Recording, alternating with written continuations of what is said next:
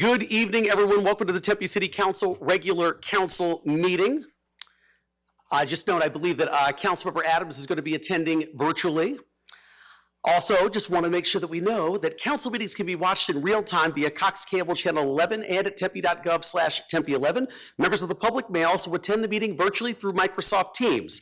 If you have signed up to speak on items later on in the agenda, please note that as the presiding officer, I have the discretion to introduce items out of their regular order as listed on the agenda. I may change the order of items from time to time to accommodate scheduling, to allow us to address items with a large number of speaker cards, so those wishing to speak on those items don't have to wait until later in the meeting, or to otherwise expedite the business of the meeting. If you wish to speak on an agenda item and you haven't filled out a speaker card yet, please make sure to fill out and submit your completed card to the city clerk prior to the item coming forward for council discussion. I will call your name when it's your turn for public comment. I'd now like to invite everyone who's able and willing to stand to join me for a moment of silence, followed by the Pledge of Allegiance.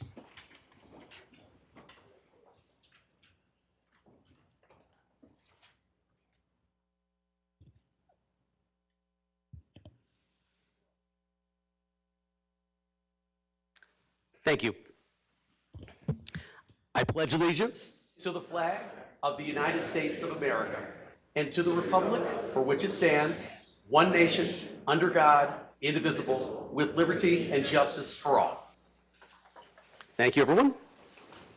Tonight's agenda has a number of items that the City Council must consider in order to conduct city business. Guidelines for conduct at City Council meetings are on the table near the entrance in attendance for those in attendance at tonight's meeting. We will now play a video with the proper protocol for ensuring the appropriate conduct at City Council meetings.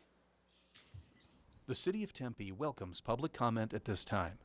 Disruptive behavior will not be allowed. Continued disruptive behavior will lead to removal from the council chambers. We need to be able to hear everyone in the room. Behavior that disrupts, disturbs, or otherwise impedes the orderly conduct of any City Council meeting is not helpful and is not permitted. This includes behavior both inside and outside of the council chambers. Should individuals inside the council chambers become disruptive so that city business is not able to be conducted, the mayor will first ask that the individuals allow city business to be completed. There will be time for public comment during the call to the audience portion of the meeting. If no cooperation, the mayor will issue a verbal warning and let them know that the continued disruptive behavior will lead to removal from the council chambers. If there is still no cooperation, the mayor will issue a second verbal warning and let them know that the continued disruptive behavior will lead to removal from the council chambers. If there is no cooperation after asking and 2 verbal warnings, then the mayor will ask security officers to remove only those individuals who are causing the disruption. Security personnel should not engage in any way, but only escort them from the council chambers. If individuals refuse to leave, security personnel shall warn them that they are trespassing and that the next step will be arrest by a Tempe police officer. Tempe officers may have to arrest if individuals refuse to leave. Charges for trespass and disorderly conduct may apply, as well as other charges. Should anyone be asked to be removed, the mayor will recess the meeting. Thank you very much. We're now going to play a video conveying the City of Tempe's Native Land Acknowledgement Statement. We wish to acknowledge that Tempe is the homeland of the Native people who have inhabited this landscape since time immemorial. These ancestral lands of the O'odham, known as Pima, Peeposh, known as the Maricopa, and their ancestors extend far beyond our city. This land continues to be spiritually connected to the O'odham of the Salt River Pima, Maricopa Indian Community, and Gila River Indian Community. We accept the responsibility of stewarding those places and solemnly pledge to consider this commitment in every action. Thank you very much. Next up, item number 4, meeting minutes. Tonight I'll be assisted by Councilmember Amberg. Councilmember Amberg.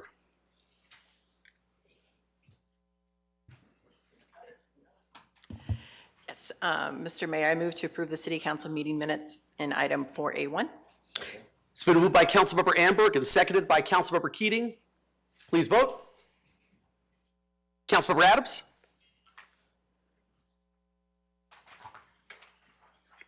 Is Councilmember Adams present? She's online? Yes, she's online. Councilmember Adams, can you hear me? All right, that item passes 6-0 with Councilmember Adams absent. Next up, item 4B, acceptance of board, commission, and committee meeting minutes. Councilmember Amberg. Yes, Mr. Mayor, I move to accept the board, commission, and committee meeting minutes in items 4B1 through 4B7. It's been moved by Councilmember Amber. Do I have a second? Seconded by Councilmember Chin. Please vote.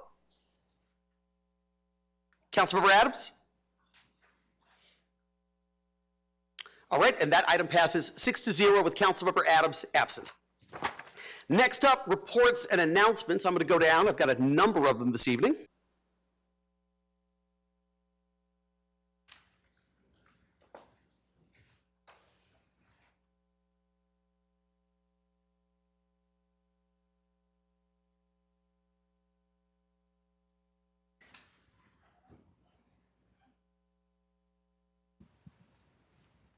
Thank you. All right, so first up here, we have item 5A1, National Charity League East Valley Service Day Proclamation. And let's see, who's here for that one? Anyone here? Oh, come on forward. Come.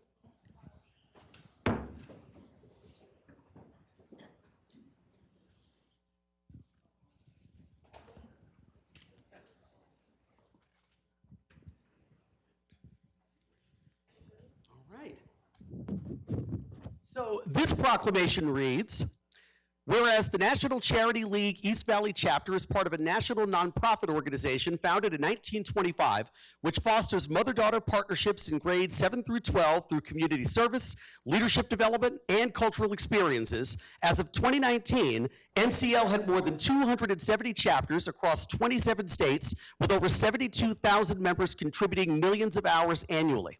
And whereas the young women of NCL East Valley have devoted substantial volunteer hours supporting food banks, shelters, senior centers, and other local nonprofits, demonstrating sustained leadership and civic responsibility. And whereas historically, many of these students achieved the President's Volunteer Service Award, a prestigious national honor instituted in 2003 by the President's Council on Service and Civic Participation to celebrate Americans who give exceptional volunteer service at bronze, silver, gold, and lifetime achievement levels.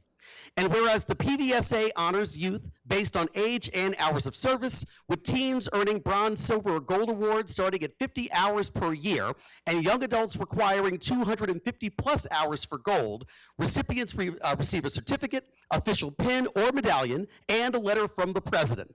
And whereas, as of May 27, 2025, AmeriCorps has temporarily paused the PVSA program, preventing new applications or award orders through recipients with pending submissions prior to the pause, though recipients with pending submissions prior to the pause may still receive their awards. And whereas, in light of this interruption, the exceptional volunteer achievements of these NCL East Valley young women deserve local acknowledgement to honor their civic contributions and encourage continued service in the spirit of PVSA's program intent. Now, therefore, I, Corey Woods, Mayor of the City of Tempe, Arizona, do hereby declare September 18th, 2025 as National Charity League East Valley Service Day in Tempe, Arizona.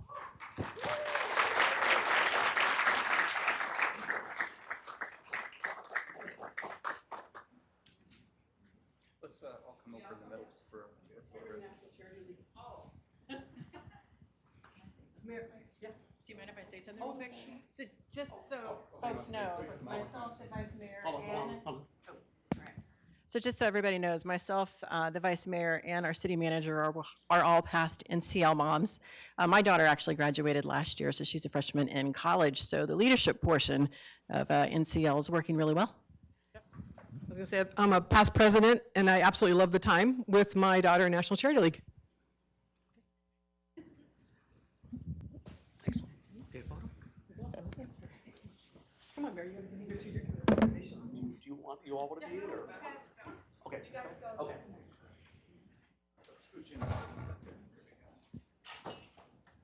Alrighty, everybody, big smiles, 1, 2, 3. One more like that, big smiles, don't blink, 1, 2, 3. I would want to blink and then sit back. Thank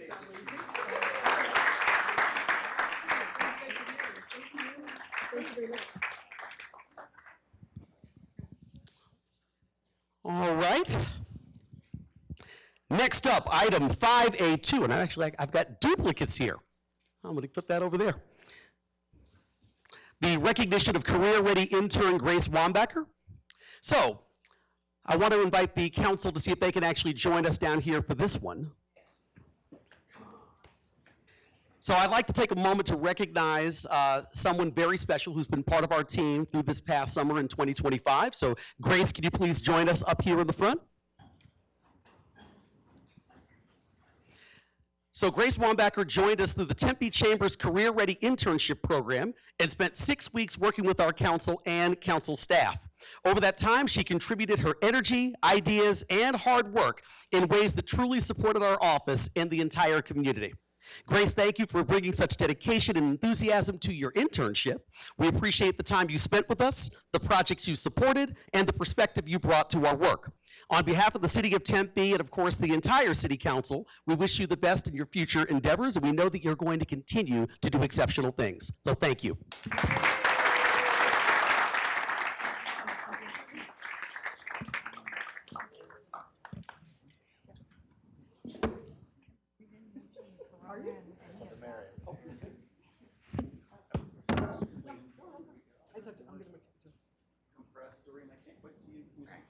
There we go, just like that. That looks great. All right, everybody, big smiles. 1, 2, 3, don't blink. One more like that. 1, 2, 3.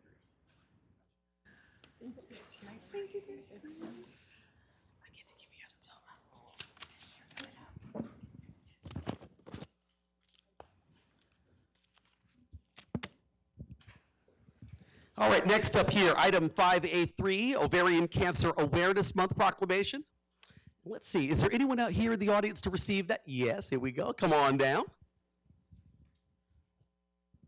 So this proclamation reads, whereas ovarian cancer is the 5th leading cause of cancer-related death among women in the United States, and the American Cancer Society estimates that in 2025, approximately 20,890 women will be diagnosed with ovarian cancer, and 12,730 will die from the disease nationwide, including an estimated 470 new cases and 330 deaths in Arizona. And whereas a woman's lifetime risk of being diagnosed with ovarian cancer is approximately 1 in 91, and her lifetime risk of dying from the disease is approximately 1 in 143. And whereas due to vague, nonspecific symptoms and the absence of a reliable early detection test, the majority of women are diagnosed at stage 3 or later when the cancer has already spread beyond the ovaries. And whereas although the 5-year survival rate for stage 1 ovarian cancer exceeds 90%, only 15% of cases are diagnosed at this early stage. For those diagnosed in later stages, the 5-year survival rate drops below 30%. And whereas while screening tools such as mammograms and Pap tests exist for breast and cervical cancers, no equivalent screening test exists for ovarian cancer, making awareness of symptoms and risk factors essential for early intervention. And whereas increased public education about ovarian cancer can help save lives by promoting earlier diagnosis, supporting access to gynecologic oncology care, and encouraging research funding for better detection and treatment options. And whereas during this month, the City of Tempe joins all those affected by ovarian cancer, those currently battling, those who've lost their lives, their families and caregivers, and our dedicated healthcare professionals in raising awareness, promoting education, and fostering hope for earlier diagnoses, improved treatments, and ultimately a cure. Now, therefore, I, Corey Woods, Mayor of the City of Tempe, Arizona, do hereby declare September 2025 as Ovarian Cancer Awareness Month in Tempe, Arizona.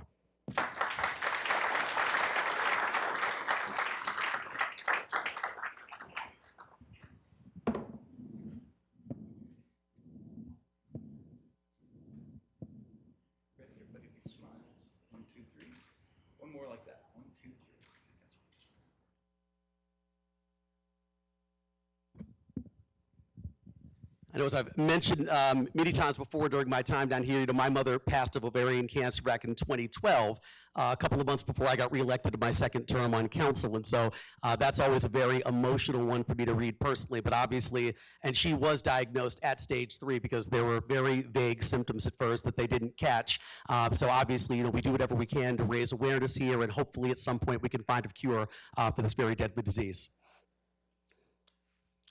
Next up, item 5A4. This one is for National Information Technology Professionals Day. I see Jared, I see you kind of getting up over there. So anyone else going to come to join you? Or? Fantastic.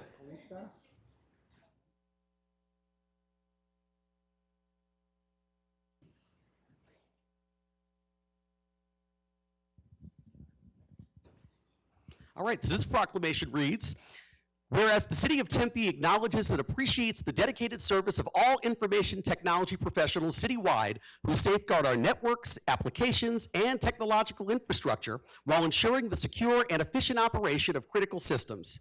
And whereas the City of Tempe recognizes information technology professionals as integral contributors to our community, whose expertise enhances the quality of life for residents and supports our mission to maintain Tempe as a desirable place to live, work, play, and visit.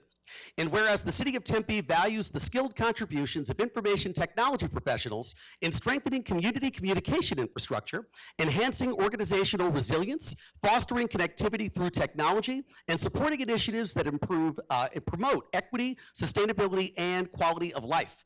And whereas the City of Tempe will observe the third Tuesday of September as National Information Technology Professionals Day in recognition of these vital contributions to our community. And whereas the most important part of this day is taking the time to thank the information technology professionals who make modern life easier for all of us. Now, therefore, I, Corey Woods, Mayor of the City of Tempe, Arizona, do hereby declare September 18th, 2025 as National Information Technology Professionals Day in Tempe, Arizona.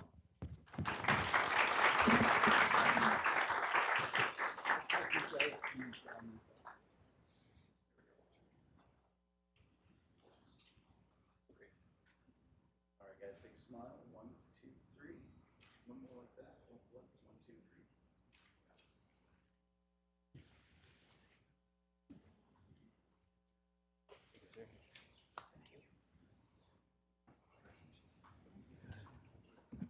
Next up, I have the Tempe Police Department intelligence team, if they'd like to join me up here. This is for National Crime Analysis and Intelligence.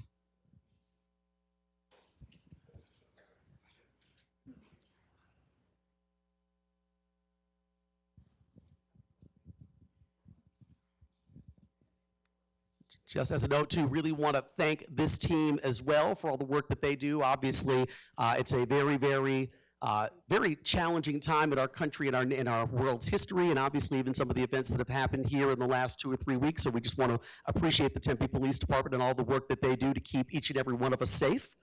And so this proclamation reads, whereas the Crime Analysis and Intelligence Center of the City of Tempe Police Department provides a dynamic role in enhancing public safety by identifying emerging crime patterns and series.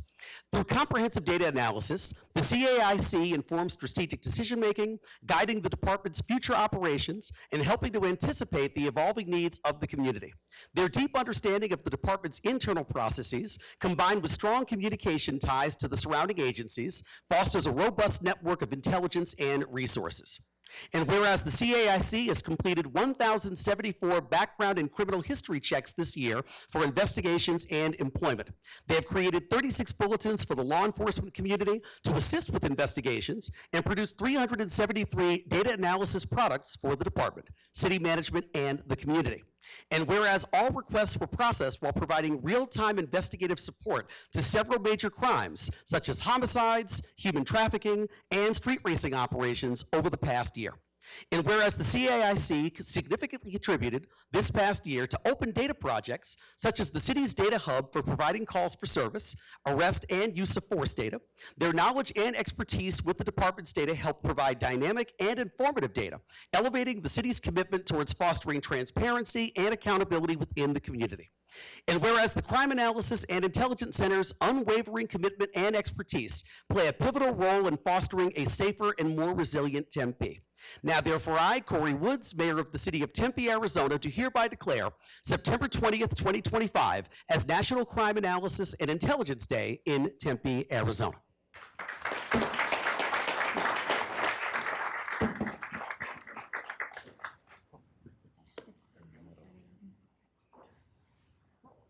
There we go. Looks good. Ready? 1, 2, 3. Big smile. One more like that. 1, 2, 3.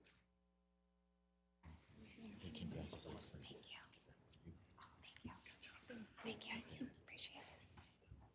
Thank you.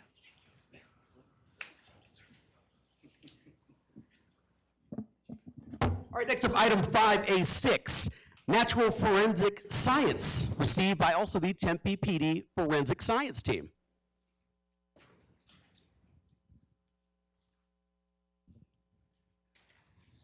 Come on down. All right. Good to see you all. All right, so this proclamation reads, whereas the Forensic Services Unit of the City of Tempe Police Department provides vital roles by processing crime scenes and examining and collecting critical evidence and impounding as well as analyzing and entering fingerprints. This unit ensures strong partnerships with investigative teams and forensic laboratories, ensuring communication and trust. Whereas the Forensic Services Unit reopened June 16, 2025, and has already responded to 125 calls and processed 133 scenes. They have collected 407 latent prints, taken 16,976 photographs, while providing coverage 16 hours most days of the week and being on standby for emergencies. And whereas the fingerprint specialist provides critical skills and analysis for the department's investigations, ensuring prisoners are identified correctly, criminal histories are accurate, as well as verifying potential applicants accessing criminal history information for the department. This year, 6,938 prisoner prints were processed. An additional 980 prints were quality controlled for the department, and 439 new palm prints were added to the automated biometric information system. And whereas the Forensic Services Unit is committed to community engagement through outreach and educational events, as well as youth mentorship. This unit inspires future generations and raises public awareness about science and the significance of forensic investigations. And whereas their work not only helps solve crimes, it builds bridges between law enforcement and the community it serves. Now, therefore, I, Corey Woods, Mayor of the City of Tempe, Arizona, do hereby declare September 14th through the 20th, 2025, as National Forensic Science Week in Tempe, Arizona.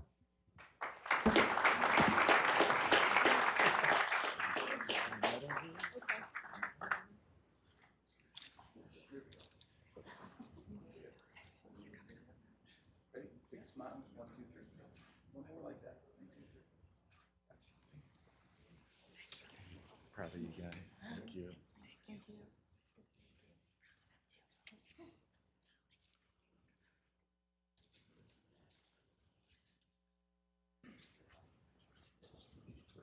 And last up of the public proclamations this evening, we have 2025 Fire Prevention Week. So do I have folks here from Tempe Fire Medical Rescue like to come forward?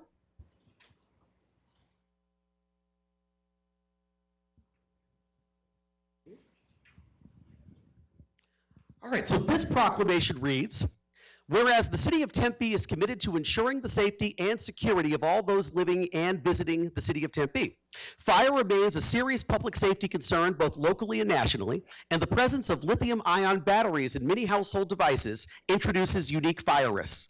And whereas most of the electronics used in homes daily, including smartphones, tablets, laptops, power tools, e-bikes, e-scooters, and toys, are powered by lithium-ion batteries, which if misused, damaged, or improperly charged, can overheat, start a fire, or explode.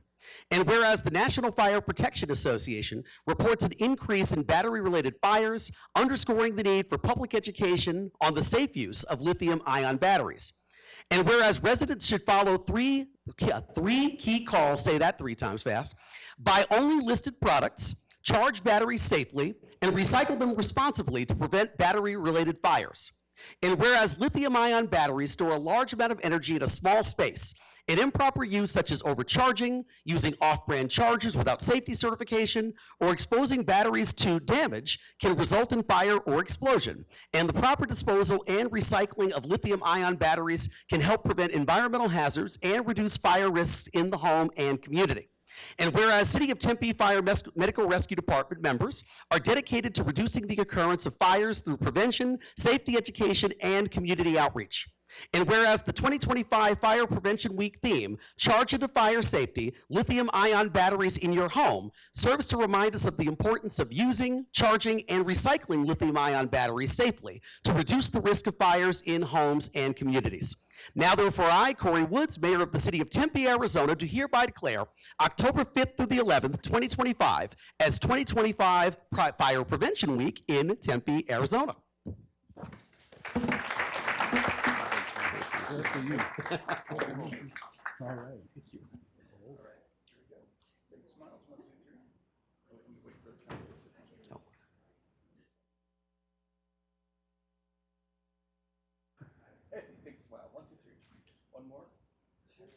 Thank you. Appreciate it. Absolutely. Good to see you.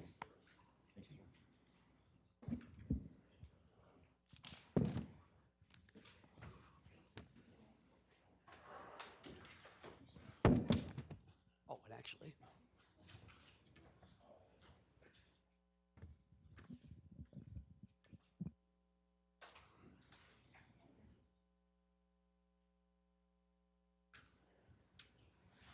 Go ahead here and kind of get reorganized.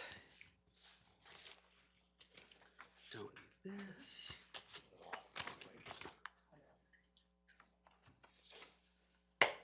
All right. I think we're good here. All right, next up, item 5A8, serve your city, Tempe boards and commissions. So Tempe's boards and commissions make important recommendations to the city council about all aspects of our community. You could play a key role in shaping the future of our city. There are 28 boards and commissions, each connected to a special area of interest, such as arts and culture, sustainability, veterans programs, and more. Serving takes only a few hours a month, and it's a great way to meet neighbors who share your interests. Right now, there are 62 openings on 17 boards and commissions that need to be filled before the end of this year. So we need your help. Boards and commissions especially in need of applications include the Aviation Commission, Commission on Disability Concerns, Desert Conservation Commission, Family Justice Commission, Industrial Development Authority, Joint Review Committee, Neighborhood Advisory Commission, particularly for residents living in the 85281, 85282, and 85283 zip codes, Risk Management Trust Board, Technical Code Advisory Board of Appeals, and the Veterans Commission. So if you're interested, please apply at tempe.gov/getinvolved by Friday, November 14th to be considered for appointment at the December 11th City Council meeting. So once again, if you're interested, go to tempe.gov/getinvolved by Friday, November 14th. We're now going to actually play a video featuring board and commission members sharing why they choose to serve in this way. I love serving on the Sustainability and Resiliency Commission because I can help deliver a sustainable future for all of Tempe. We're so lucky to have such a beautiful city, and being able to participate in that process and work with the city staff, who are all incredible human beings who do so much work for the city. It's an opportunity to participate in civic life that I really enjoy. I would definitely recommend serving on a Tempe board or commission to anyone who is interested in getting more involved in their community. We really need diverse voices on these boards and commissions. Whatever your expertise is, whatever your love is, whatever your desire is, I think you should give back. I think that before you leave this earth, you should serve. And the city of Tempe has all kinds of boards, all kinds of interests, and I'm sure that there is a board that you might be interested in. So I invite you to serve your city. For the record, I am taking her everywhere I go, because I think she will get everyone to sign up for a board or commission. We will have 0 vacancies left by December 11th. All right, so tonight the City Council will be considering appointments to the Commission on Disability Concerns, Family Justice Commission, Historic Preservation Commission, and Human Relations Commission, as outlined on item 7A1 in tonight's agenda. Congratulations to Esther Montenegro, Lizette Roeder, Dr. Shireen Lerner, and Madison Mortensen on their appointments. That's the end of my announcements. Next up, we have item 5B, City Manager's Reports and Announcements. Madam City Manager. Thank you, Mr. Mayor. No announcements this evening. Thank you so much. All right, well, that moves me then to item number 6, public appearances. Before we move into public appearances, I wanted to take a moment to address campaign-related activity, especially as we are now in the 2026 election season. City Council meetings are open to the public and are a vital forum for civic engagement. We welcome all individuals, including candidates, to speak on matters of public concern during the public comment portion of the meeting. However, because this is an official City Council meeting that is both televised and live streamed using city resources, we ask all candidates, including any current council members, to refrain from electioneering or campaign-related activity while participating in the meeting. That means no discussing your candidacy, asking for votes or signatures, or displaying campaign materials such as signs, t-shirts, or literature while speaking. Thank you for helping us to maintain the integrity and neutrality of our public meetings. Which brings me to item number 6. According to the Arizona Open Meeting Law, the City Council may only discuss, respond to, or take action on matters listed elsewhere on this agenda for discussion and legal action. The purpose of the open call to the public is to allow individuals to address the City Council on any issue within the jurisdiction of the City Council.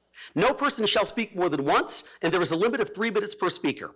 In the interest of allowing all members of the public to have an opportunity to speak, in the case that there is such a large number of persons intending to speak during the meeting that it may deprive other members of the public from the reasonable opportunity to speak, the mayor may limit each speaker to less than 3 minutes. Speakers present at the podium shall state their name and city of residence and provide a speaker card. Members of the public shall refrain from making personal, impertinent, or slanderous remarks and from becoming boisterous while addressing the City Council or while attending the meeting. Speakers will be taken first come, first serve in the order in which the cards are received. Speakers' visual aids and appearances by phone or recordings are not allowed. The City Council is prohibited by state law from discussing, responding to, or taking action on matters raised during the call to the public, even if asked to do so by a member of the public, so long as the subject discussed by the speaker is not listed as a specific agenda item for council's consideration for discussion and legal action. Individual members of the council may respond to criticism made by speakers, ask staff to review a matter, or request a matter be placed on a future agenda. That being said, I will now get into the speakers. The first speaker I have this evening is Mario Martinez. Please come forward, state your name and city of residence. You have 3 minutes.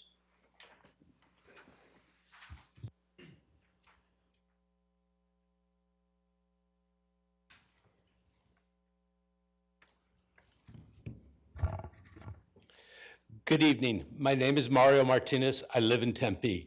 In the City Council meeting scheduled for August 28th, the recent park ordinance was on the agenda. Mayor Corey Woods conveniently approved the cancellation of this meeting due to alleged threats not disclosed in a timely fashion at the meeting.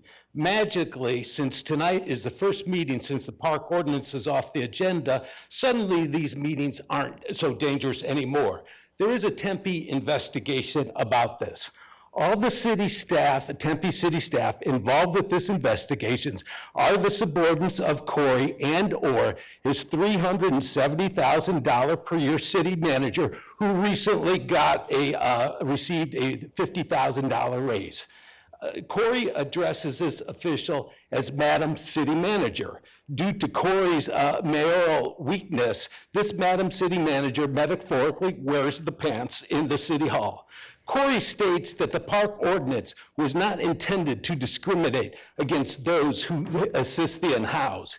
Because there are around 200,000 residents in Tempe, the probability of being subject to legal action under the existing park ordinance is statistically quite low.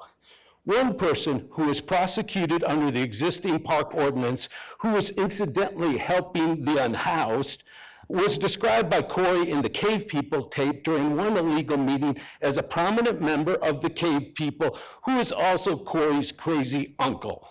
This one individual had a 100% chance of getting prosecuted under the existing park ordinance, and the rest of Tempe, it's practically zero. Corey, your administration has incessantly targeted those who assisted the unhoused, and you have incessantly weaseled on this point. It is indisputable that the public officials who passed and flipped on the park ordinance, including Corey's high-dollar Madam City Manager, were present at the well-publicized 3 illegal City Hall meetings. Their investigative words about the cancellation of the in-person public council meetings should definitely not be accepted at face value.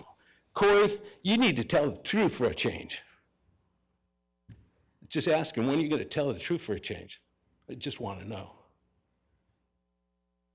Thank you. Yeah, you're not. Okay, I appreciate it. You really want me to answer that ridiculous question? Come on, give me a break.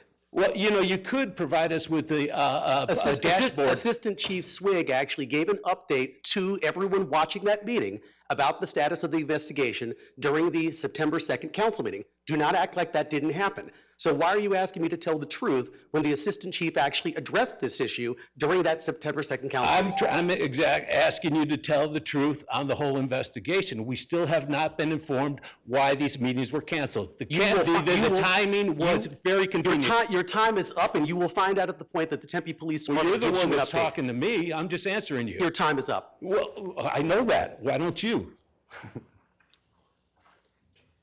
What in the world? Next up, Brian Hernandez.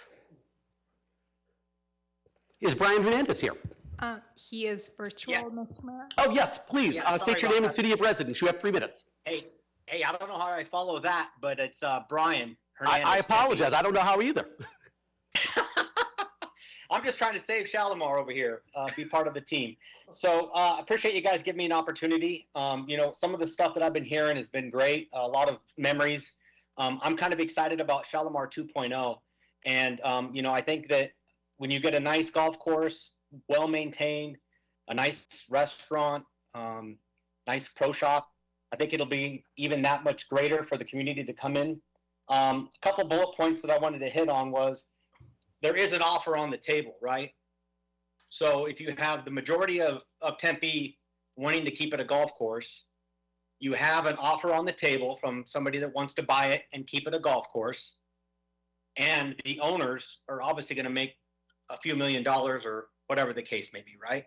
So in my eyes, in my opinion, that's a win-win-win for everybody. Now, I don't know how you guys vote. I don't know much about your history or who's quite frankly, on the council, but I just wanted to jump in and share that the traffic's going to be a nightmare. I don't know if you guys have ever come out here 8 in the morning or 7:30 in the morning and looked at Country Club.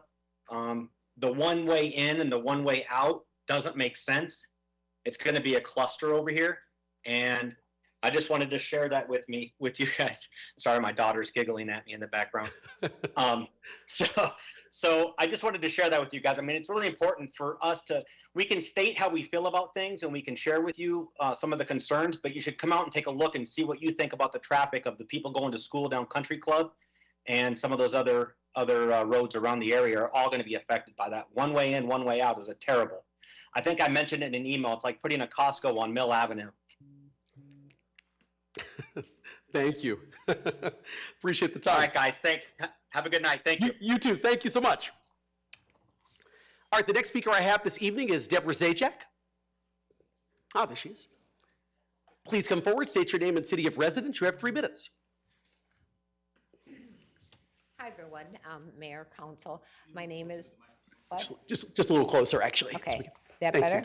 Yes. My Thank you. name is Deborah Zajac, a North Tempe resident. And the reason I'm want to be here today, I want to talk about our website and recycling.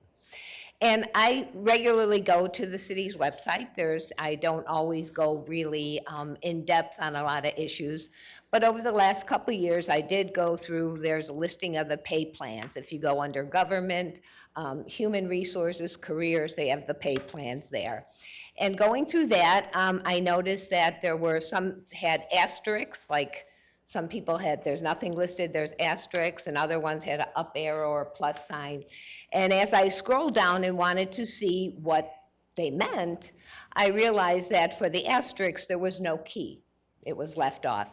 And when I called the city about that, I found out that those were due to the council appointments. You guys decide on those salaries. And they did make the changes. So the city did, the staff did respond to that. But what I'm wondering about, and when we talked last time, and I think I have the same list that you came up with, Mayor, when we were talking about salaries, because I was surprised you included Glendale but didn't include Mesa, and that's exactly what is on this. And what I was wondering is if we could put those things, where there's an asterisk, rather than having those items separated out. And so the salaries could be listed on those that are council appointed. I did notice that for the 25-26 listing, they did have them grouped as opposed to. But an interesting thing, they keep saying that this is an alphabetical listing. And if you look at it, it's not. It'll go from, I have brought my glasses here. It's just not alphabetical. Custodian, library assistant, custodian, irrigate, do you know what I mean? It's just, if that's how you want to list it, that's fine, but don't have the heading list that it's alphabetical when it's not. So nothing really consequential, but I really think it should do that rather than, because you said it's all public information, and it is. I don't think the individual residents of the city need to look. It should be easily available on the website if you want to be transparent, as opposed to having to subscribe to the Arizona Republic to get it. The other thing about recycling, I'm a super, I don't know, trash person, you know. And I still see people, and I talked to, I think it was Chris from the city, and she might put it in the Tempe, you know, the thing in your water bill.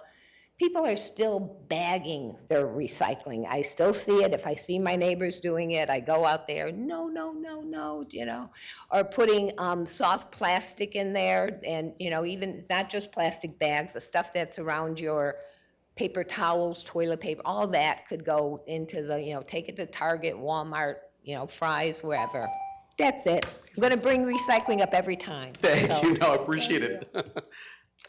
The next speaker I have is Brooke St. George. Please come forward, state your name and city of residence. You have 3 minutes.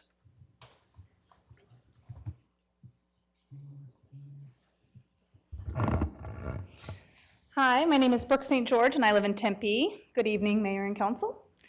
Tonight I want to talk about how Tempe can walk the walk and not just talk the talk when it comes to supporting older adults in our community. Programs like Dementia-Friendly Tempe and Age-Friendly Tempe sound wonderful on paper, but to truly work, they must be customized to the real people who live here, with considerations given by age, language, health status, and neighborhood. Imagine if every city employee, including the city manager, department heads, council, spent 24 hours as a resident in an assisted living or a skilled nursing facility. No titles, no shortcuts. You'd act immobile, rely on wheelchairs or lifts, eat the meals, wait for someone to come when you push the button for help to use the bathroom. You'd struggle with blindfolds to mimic vision loss, earmuffs to mimic hearing loss, slippery showers, and tiny phone screens. That is walking a mile in someone else's shoes. Only then could we come back together and ask, what daily activities did you discover that you couldn't do? And how do those little things affect the work done here at our city for our older residents?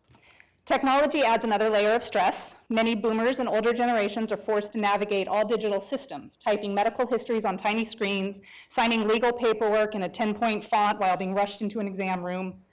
When I was a council assistant, I heard from a South Scottsdale resident who was struggling with Valley Metro's switch from paper to digital passes. The new system was difficult to navigate and confusing to her and her friends, and resulted in increased transportation costs on her already very fixed income.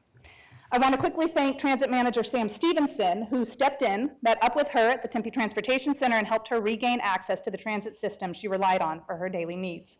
That's what walking the walk looks like, meeting people where they are. Tempeans choose this city because we love its small town atmosphere in the shadow of a big metro area. We can preserve that friendliness by treating residents of all ages as individuals, not by telling them to just go to this website, text this number, or download this app.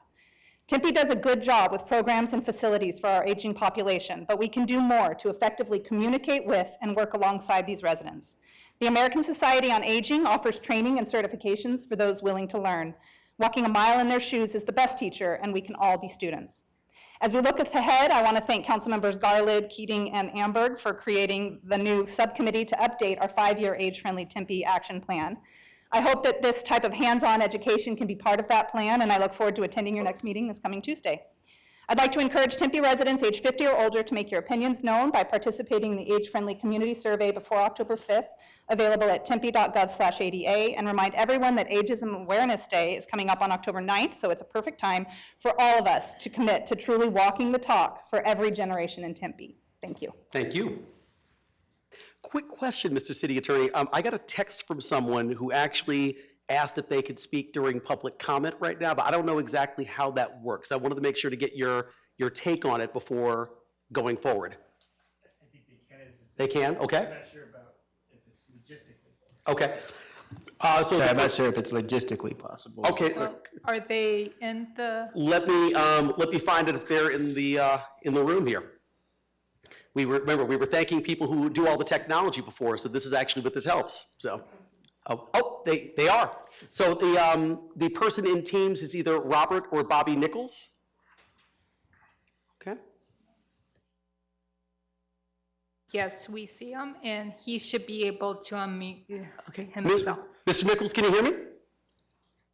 Yes, I can. There you go. Okay, yeah, please state your name and city of residence. You have 3 minutes. Great. My name's Bobby Nichols. I'm a Tempe resident and a former Arts and Culture Commissioner. I am very excited to see that the commissions are getting restaffed and new people are coming in. This is a great way to do civic engagement in Tempe. If you haven't thought about joining a commission before, you absolutely should. It is a very rewarding experience, and you're going to meet a lot of interesting people who are very interested in their communities. As a former Arts and Culture Commissioner, I'm really excited to know that today we're going to be discussing some important arts and culture spaces in Tempe. One of the things that is important to our community is maintaining spaces for individual artists who are a little bit below the income level that would allow them to do this full time, to still have a space where they can present their art and show their work and make sure that they're building their communities together. And on the other side of that is, in order to maintain a community where everybody has the opportunity to create in the way they want and express themselves in the way they want, we need to have a city that is affordable for everyone. And that means having public housing and affordable housing, which is something that I believe the city should be spending its time on and its money on, and be in a way that actually benefits everybody and allows for everyone to live in this hometown that we've built for everyone. And there's not much more than that. I'm just excited to see that this is going in this direction, and I appreciate the time. Thank you so much. Appreciate it. All right, that's all the cards I have this evening. Is there anyone else in the audience wishing to address the council during item number 6, public appearances? If so, please get my attention. All right, seeing none, I will close that portion of the meeting and move on to item number, let's see here. Oh, I had to take one item out of order this evening before we get to the consent agenda, and that actually is item 8C1, which is to hold the second and final public hearing to adopt an ordinance for an amended planned area development overlay for Revelry located at 955 East University Drive to modify development standards related to parking for a new mixed-use development. The applicant is Sender Associates. Let's see here. So I note that there will be printouts as opposed to slides. First of all, I should ask, are there any additional comments from city staff on this, or do council members have any questions about the staff report? Okay, this is also a public hearing item, so I will open up the public testimony portion of the public hearing. If there's anyone in the audience wishing to address the council on item 8C1, please get my attention now.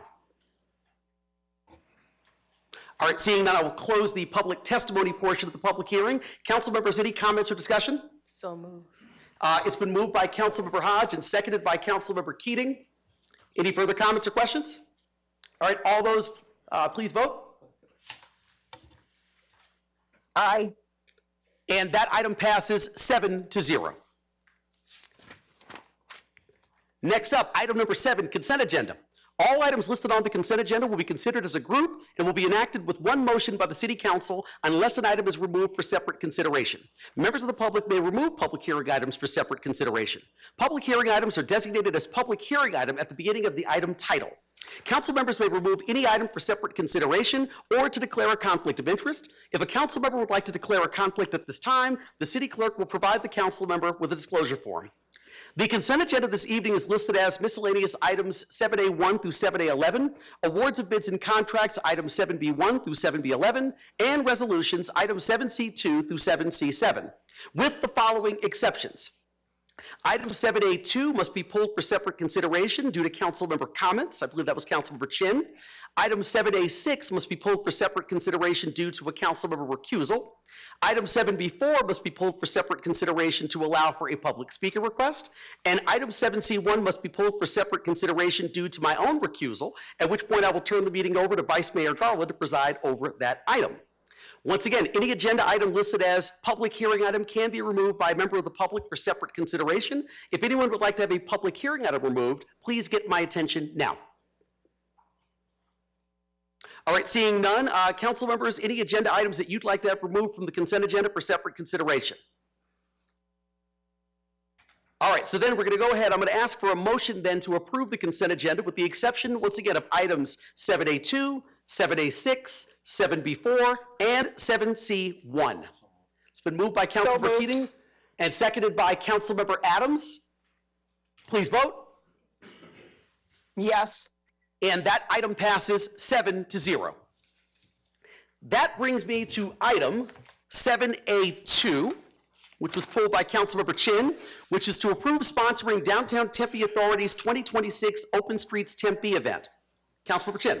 Thank you, Mayor. I just wanted to take a moment and thank a few people for their work on this. This was a project long in coming, and I wanted to thank first some community partners, Lori Foster from Downtown Tempe Authority, Michael Martin from Tempe Tourism, Cassandra Beavers from the Tempe Chamber, from the City of Tempe, Mary Kate Nackey, Morgan Kennedy, Shauna Warner, Sue Tafe, Lindsay Post, Shelley Seiler, and Eric Single Speed Iwerson. That's the bike he rides. Also, Vice Mayor Garland and I spent a lot of time discussing this project with Jack Ketchum and Ryan Guzzi. It was really their brainchild and their idea, and it came to fruition. And if you attended, I think you saw what a great event it was, all ages, really great weather, and we enjoyed all of the downtown area. We are hoping that it expands and continues, and we just want to thank everyone for coming together, working on a great project, and making it happen. And with that, I'd like to submit it for approval. Second. Okay, it's been moved by Councilmember Chin and seconded by Vice Mayor Garland. Please vote. Aye. And that item passes 7-0. Next up, item 7A6 is to hold a public hearing to recommend the approval of a Series 6 bar liquor license for Castro's on Baseline, LLC, doing business as Castro's on Baseline, located at 1807 East Baseline Road, number 101, Tempe, Arizona, 85283. This was, I know Councilmember Amberg asked for this item to be pulled, and she wants to declare a conflict. Yes, Mr. Mayor, thank you. I am a part owner in this business, so I am declaring a conflict of interest. I'm going to take a little walk out here. Sounds good. She's going to take a walk. All right, council members, any comments or discussion on item 7A6? Motion to approve. It's been moved by Councilmember Hodge, and who was the second over here? Councilmember Adams. Thank you, me. Yes. Appreciate that. All those in favor, please vote. Aye. And that item passes 6-0 with Councilmember Amberg recusing herself. All right, next up here. Hey, she's back. Item 7B4, which is to approve one-year contract renewals with Artistic Land Management, Dusty Landscaping, an appropriate name, and King's Landscape and Maintenance for the installation of landscaping and irrigation materials for street beautification and right-of-way landscaping projects for the Transportation and Sustainability Department. I've got a speaker card here. Ms. Zajac, please come forward, state your name and city of residence. You, again, have 3 minutes. Deborah Zajac, North Tempe resident. I want to say I don't have any issue. I'm glad all this is happening. I like it all. My thing that I'm concerned about is, I live in that area where the whole Scottsdale Road is being improved. And I've talked to Eric about this. I mean, that project's been going on for over 5 years now? Long time. During COVID, I remember meetings, and I've talked to Eric. My real concern were the medians. And I also asked about, is there going to be something at Continental and Scottsdale Road that's like right where Scottsdale and Tempe meet? And I was told, are we doing anything? Because on the Scottsdale side, there's there's artwork, there's the sidewalk is decorated. And I was told, no money. I get so mad being told no money, because I'm like, we've got $480,000 here for various things, and we've got this major project on Scottsdale Road, and there's no money to do some improvements. So that's all. I'm happy with what we're doing. I wish there was some money made for that. That's all. Thank you, Ms. Zajac. Appreciate it. All right, also, is there anyone else in the audience who'd like to address the council on item 7B4? If so, please get my attention. All right, seeing none, I will go ahead and close the public testimony portion of the public hearing. Council members, any comments for city staff or any questions? So moved. Okay, it's been moved by Councilmember Hodge. Do I have a second? Second. Seconded by Councilmember Keating. Please vote. Aye. And that item passes 7-0.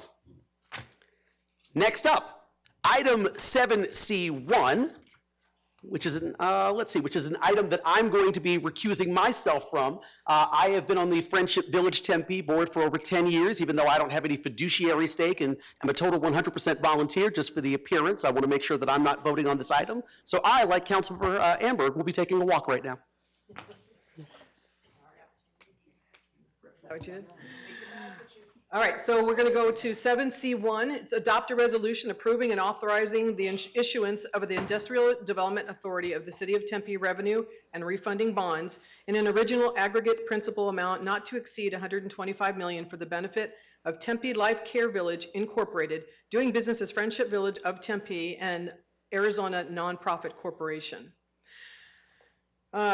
The mayor has removed that item and he has stepped out of the room and he has recused himself. So I ask the council members, are there any comments or discussion on this item? Move to approve. All right, the item has been moved by Councilmember Keating. I'll seconded second. by Councilmember Hodge. We will go ahead and take our vote. Thank you, Councilmember Adams. We'll go ahead and take our vote. Aye. All right, that item passes 7-0 or 6-0 with Mayor Woods recusing himself from this. Thank you very much. Mayor, I will turn it back over to you. Oh, there you go. Thank you. Thank you very much, Vice Mayor. Appreciate that. Which means we are now done with the consent agenda this evening. Which brings me to item 8, non-consent agenda. All items listed on the non-consent agenda will be considered separately. Agenda items scheduled for introduction and first public hearing will be heard, but will not be voted upon at this meeting. Agenda items scheduled for second public hearing and final adoption will be voted upon tonight. Council members who may have a conflict of interest may abstain from voting on a matter, and the city clerk will provide the council members with a disclosure form at this time. The first item under the section is 8A1, which is to hold a public hearing for an appeal of the Development Review Commission's decision to approve a use permit to allow a detached two-story accessory dwelling unit, ADU build Harvey residence located at 36 East Cairo Drive. The appellant is Dawn Sinclair. The original applicant is 3C Contracting, LLC. Also, I should note this is a quasi-judicial item. So the City Council sits as a quasi-judicial body when hearing appeals. In this situation, the City Council will conduct the public hearing in a similar fashion to that of an appellate court. Pre-meeting contact with the City Council on quasi-judicial matters is prohibited. Any materials or conversations concerning the item shall only be presented to the City Council at the scheduled public hearing. Per the Zoning and Development Code, an appeal shall be limited to the issues raised in the petition. Issues not raised in the petition for an appeal are not considered. Tonight's public hearing is an appeal of the Development Review Commission's decision to approve a use permit to allow a second-story accessory dwelling unit for the Harvey residence located at 36 East Cairo Drive. The appeal was filed by Dawn Sinclair. The original applicant is 3C Contracting, LLC. So I'd now like to ask Dawn Sinclair to make a presentation. Good evening. My name is Dawn Sinclair. I'm the appellant. Let's start with the standing issue. Staff says I lack standing, that I don't have the legal right to be standing up here and talking to you. They say that I can only be aggrieved and bring this appeal if I live within 300 feet of the Cairo project. They are wrong. They are wrong on many counts. First of all, there is a legal principle called collateral estoppel that prevents the issue of whether I have standing as to the Cairo ADU based on where I live from being litigated before this council or anywhere else. And that's because the Board of Adjustment has already made a decision about that. When the zoning administrator decided to keep you from hearing my appeal as to the height issue, I appealed to the board. The exact same staff who is arguing standing in this case made the exact same argument about the exact same property and used pretty much the exact same language in their presentation to the board as they did in their report to you. Had the board decided that I lacked standing, the board would have had to have dismissed the matter. They did not do that. They took a vote. That means the Board of Adjustment decided that I have standing. Pursuant to city ordinance, this council does not have jurisdiction to review or change that decision. That power belongs to the Superior Court. That's the review of the Board of Adjustment. If the city of Tempe disagreed with the Board of Adjustment's decision that I had standing, they should have appealed. The city opted not to appeal to Superior Court. As a matter of law, collateral estoppel applies. This issue is precluded from being litigated in front of this body or any other body ever. Now, there are lots of other reasons why staff is wrong. First, staff ignored the disjunctive word "or" in the state statute that they cited. The statute says, a person aggrieved by a decision of the legislative body or board or a taxpayer within 300 feet can appeal, not just a taxpayer within 300 feet. Second, the criteria for evaluating a use permit pretty much defines who is aggrieved. It's far broader than someone who is just within 300 feet of the proposed use. The ordinance says that the proposed use must not be detrimental to persons residing or working in the vicinity, comma, to adjacent property, comma, to the neighborhood, comma, or to the public welfare in general. It does not say detrimental to someone within 300 feet. If the proposed use that the DRC approved is detrimental to any one of those persons or groups, that person has standing. Third, one of the factors for determining whether the proposed use is detrimental is whether the use contributes to deterioration of the neighborhood or downgrading of property values. Your ordinance does not define the neighborhood as just the area within 300 feet of the proposed use, nor does it limit the downgrading of property values to properties within 300 feet of the proposed use. Fourth, staff seems to think that my being half a mile away doesn't qualify me to stand up here and talk to you, but they have no problem using properties half a mile away from the proposed use to justify their recommendations. You can't have it both ways. Half a mile is good or it's not. Even though the Cairo ADU is half a mile away from me, it's in what I and hundreds of others think of as our neighborhood collectively. When I decided to leave Shalimar a decade ago and move to Broadmoor, I didn't say, boy, I'm only going to buy a house that's within the Broadmoor Neighborhood Association. For me, and I suspect for most people who are looking to live in the Broadmoor, we look in the area between Broadway and Southern and between Mill and Rural. It's what we're calling Greater Broadmoor. And what happens in Greater Broadmoor affects me and my investments in my house. 302 other people agree with me. You have copies of all of these in your materials. Now, see if I can make this work. This shows 302 signed appeal petitions. The agenda packet only has 294, a slide for 294, because people came to us after the last meeting and said, hey, we heard about this. We are concerned about this. These people, all of these 302 people who signed this, they live in all areas of Greater Broadmoor. All but 15 of them live more than 300 feet away from the Cairo ADU. But they all believe the Cairo ADU is in their neighborhood. That's why they signed these. They are worried about this.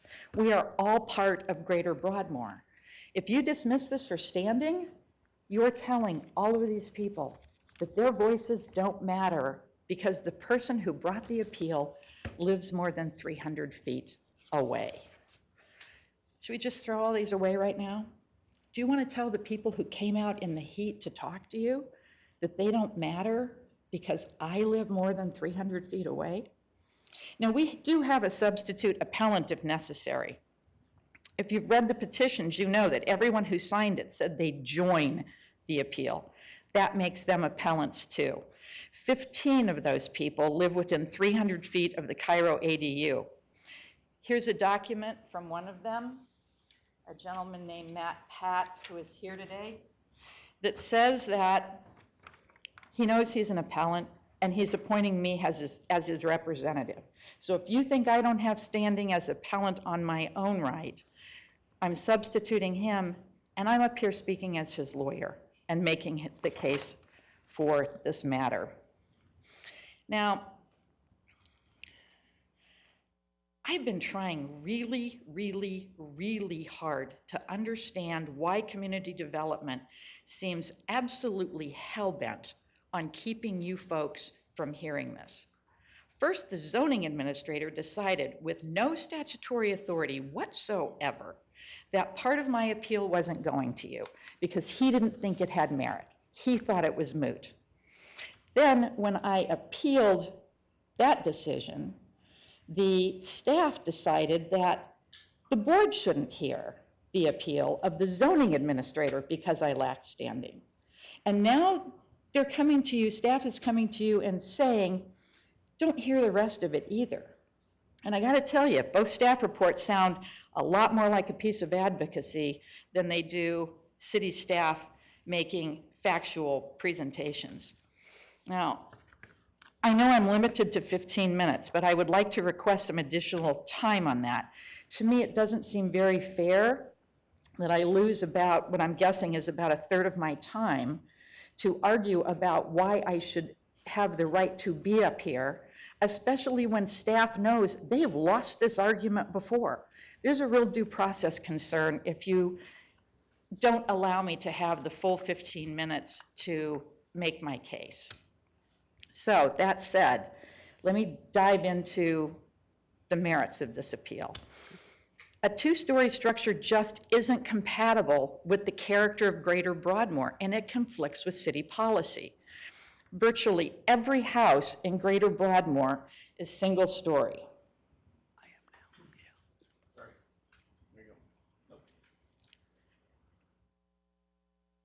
That's not it.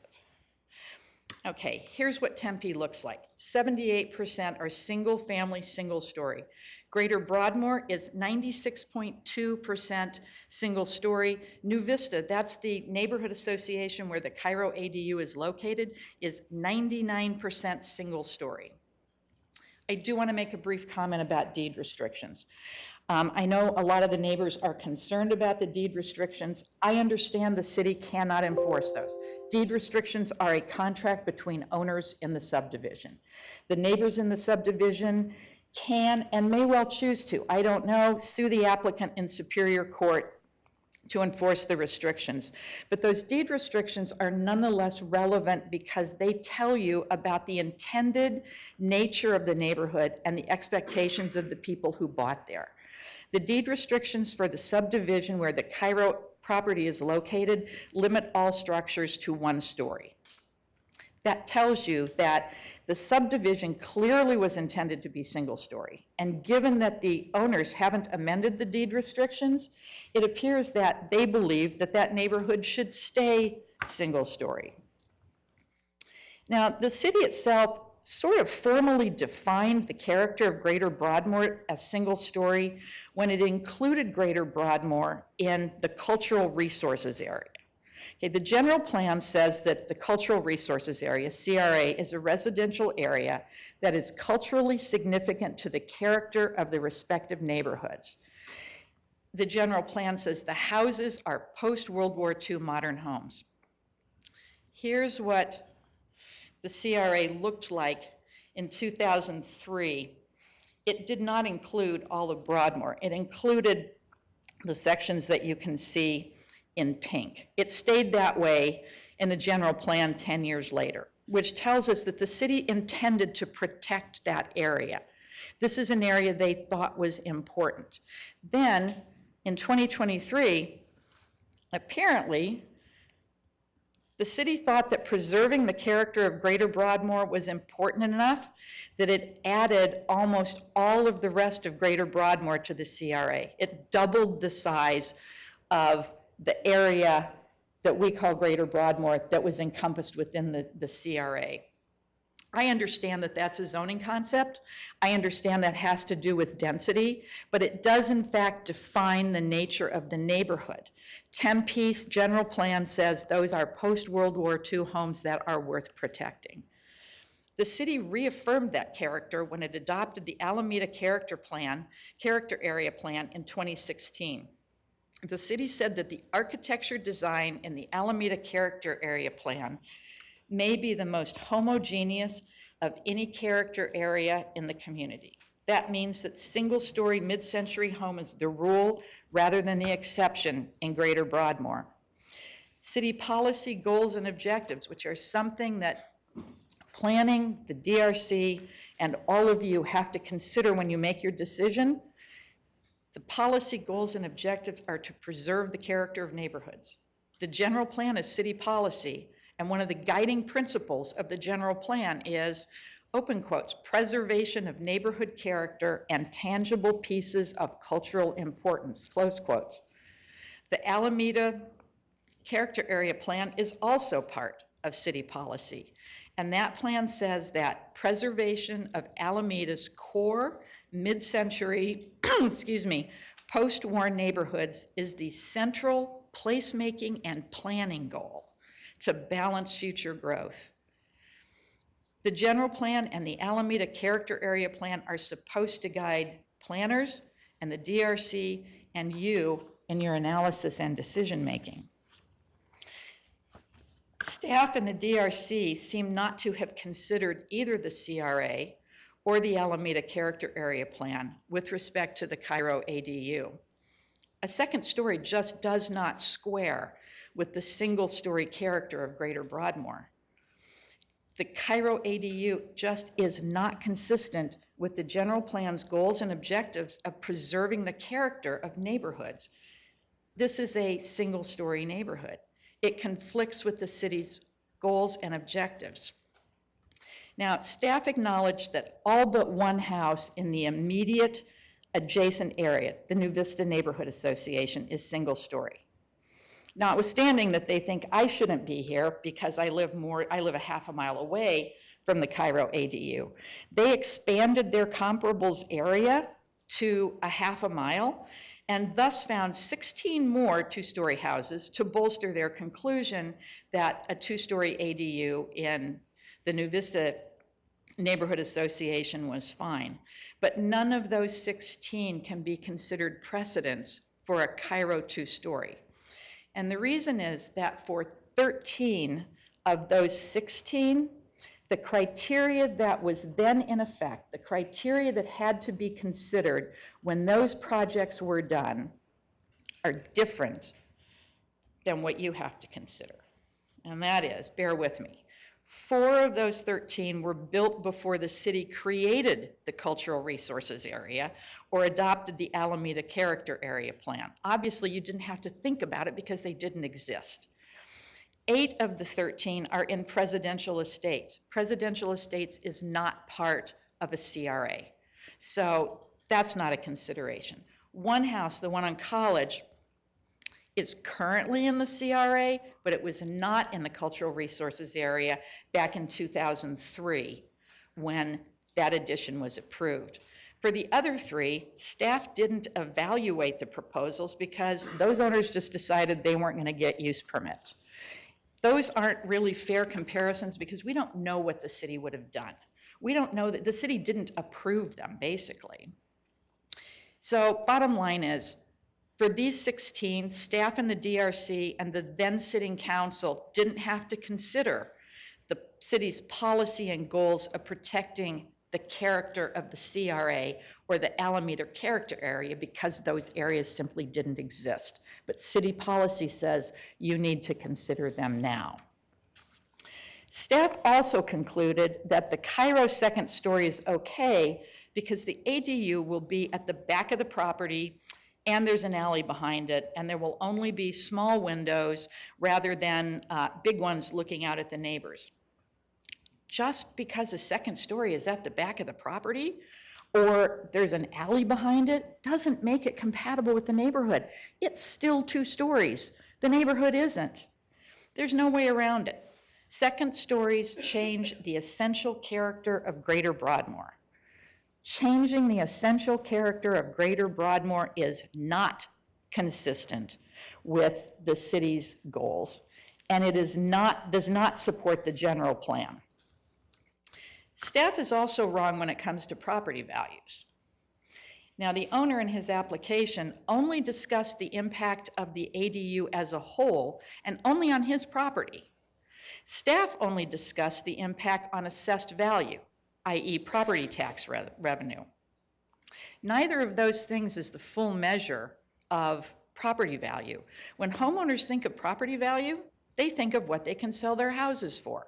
I'm pretty sure when you're thinking about what your house is worth, you're not thinking in terms of its assessed value and how much tax revenue it's going to kick off. You're thinking about what you're going to be able to sell it for.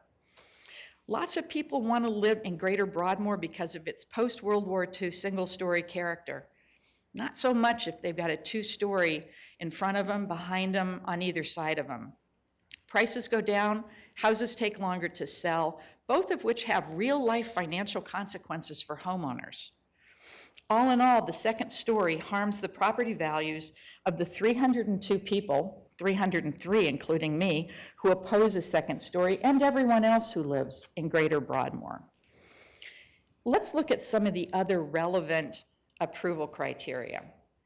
New Vista is now heavily rentals. There are up to 5 or 6 cars per rental.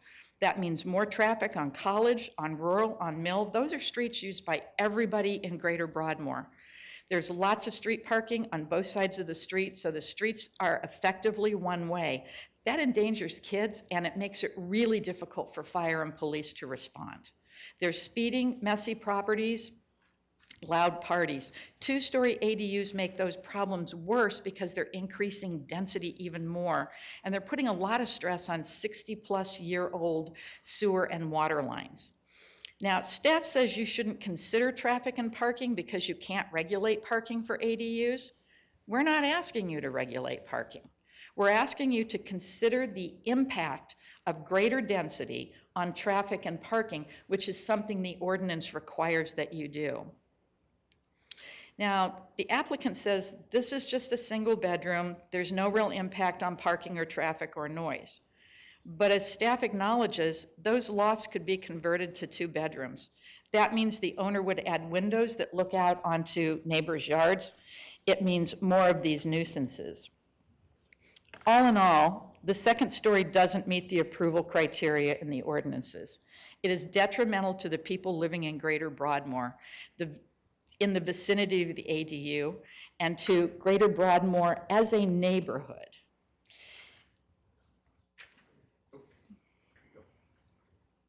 Need to get me back online. And just know you've got 4 more minutes, so, and that was from when you started the actual presentation, so. Okay. This is a note that one of the petition signers attached to the petition when it was given to me. Shouldn't the people approving these projects be fired? This reflects the frustration of a good number of the people who signed the petition. They've been hearing the city talk about the goals and policies of preserving the character of neighborhoods for over 20 years and can't understand how this thing is ever getting approved. Now, there's an alternative that meets everybody's needs and wants. The entire second story, as proposed, is 2 lofts intended totally for storage, 1,610 cubic feet of storage space. The alternative that meets everybody's requirements is a bigger footprint. There's room for up to 7 feet towards the alley, up to 3 feet towards the house. That meets required setbacks. They could do a height of 15 feet to match the neighborhood, leave the center part open as it is currently designed. That gives them 2,128 cubic feet of storage space in addition to the living space. This is what that would look like. Okay, This picture shows what a top ridge line of 15 feet would look like, the proposal that we are making, as opposed to 18 feet. This is why it's win-win. The owner loses nothing but some space in his backyard.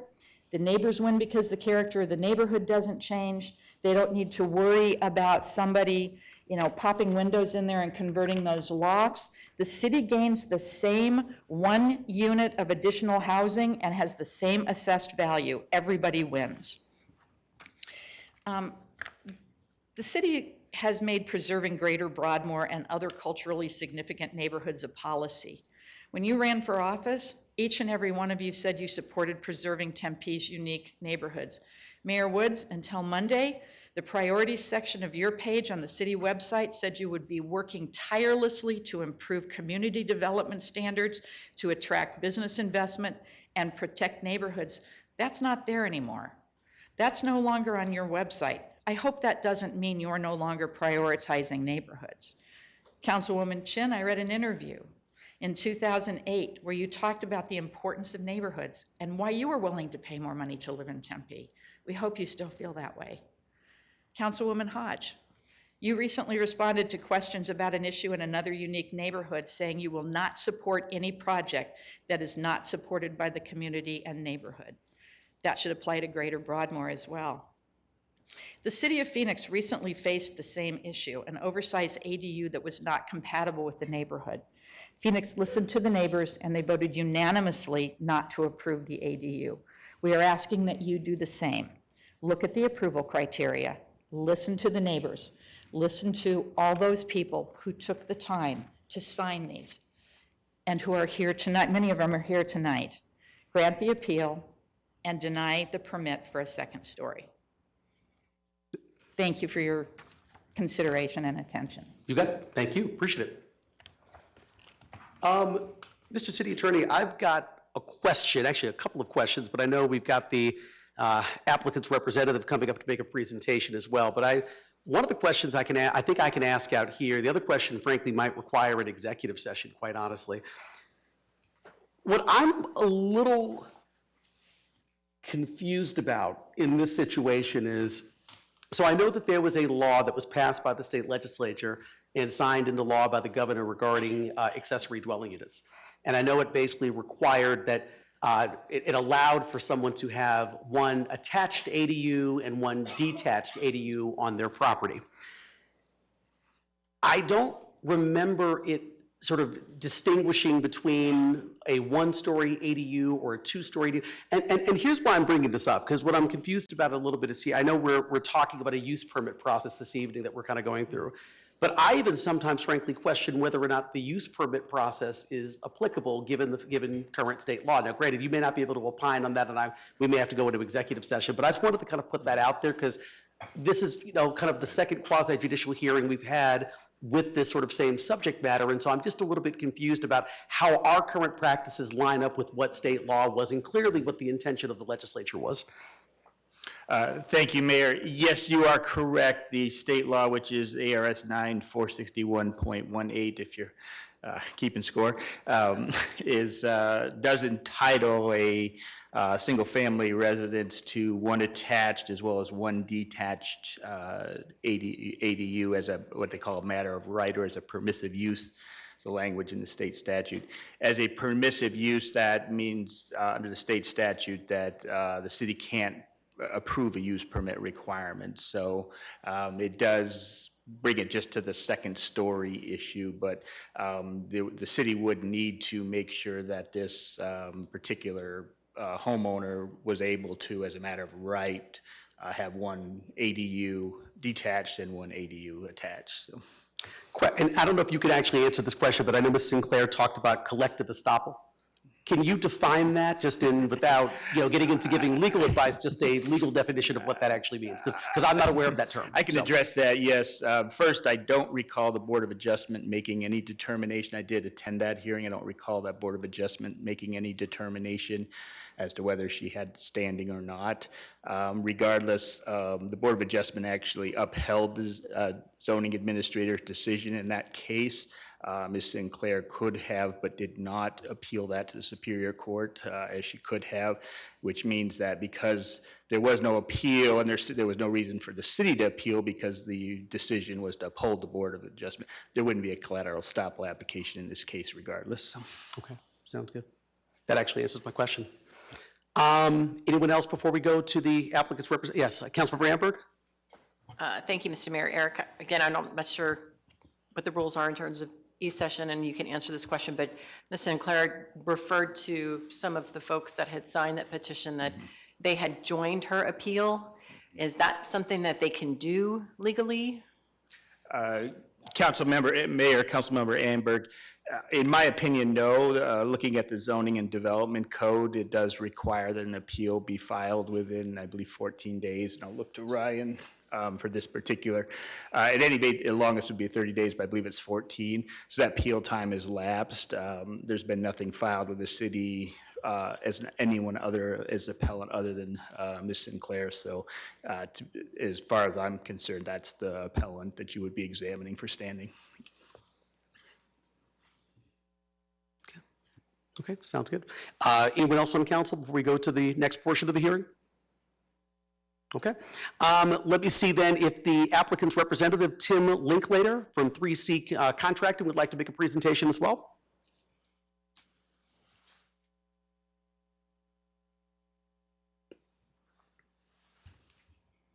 Thank you, honorable council members and mayor. Can you lift the microphone up a little bit extra? Okay, thank you, distinguished and honorable council members and mayor. I'm not a lawyer, as the previous speaker was, so I will do my best to be as clear and concise as possible.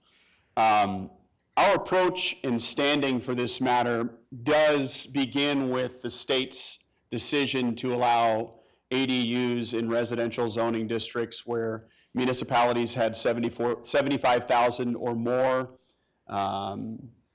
people living and residing in that municipality. And we also are aware of the recent decision, I believe it was by the zoning review, I don't know if it was the DRC, to remove the special use requirement for the 15-foot build height for those ADUs.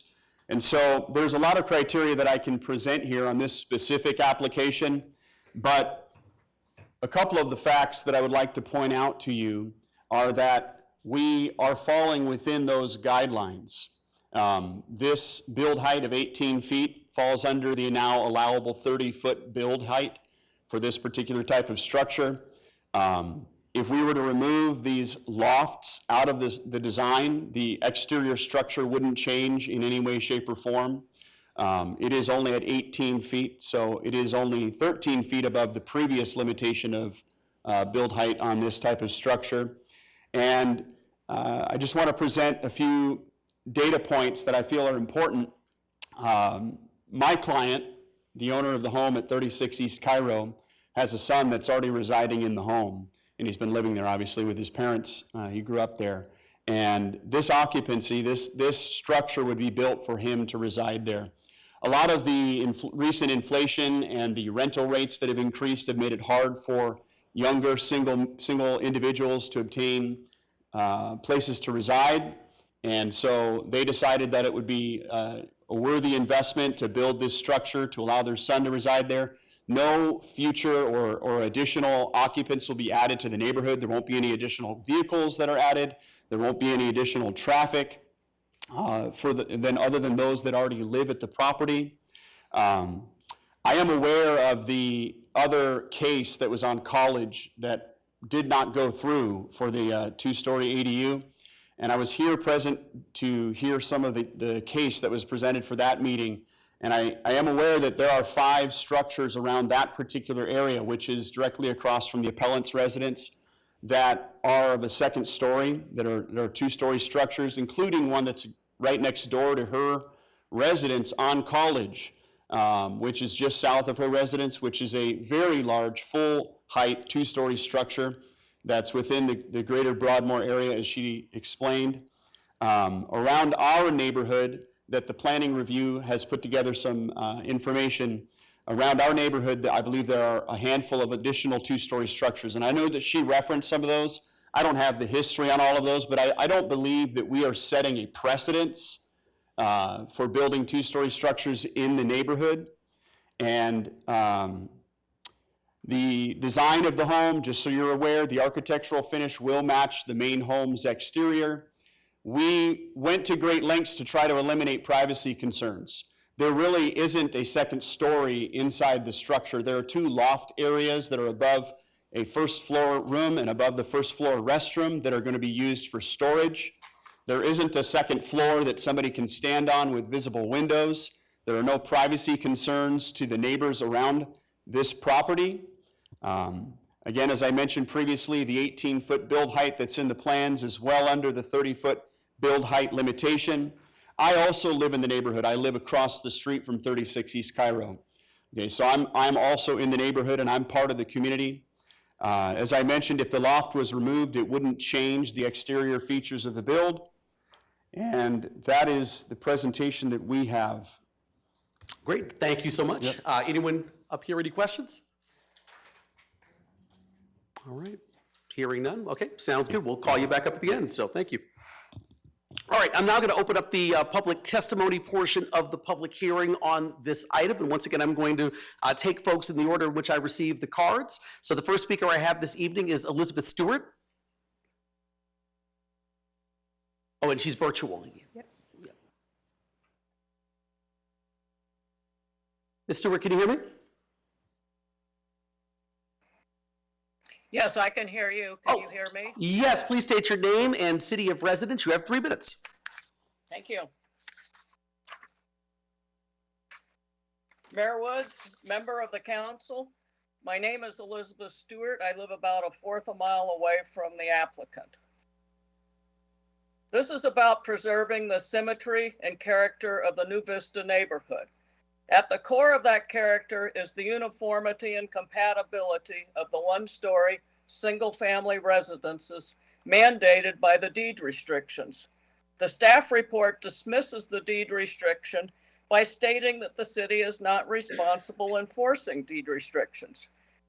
There's a big difference between enforcing the deed restriction in court and considering the one-story restriction in determining such factors as compatibility with existing surrounding structures, deterioration of the neighborhood, and downgrading of property values.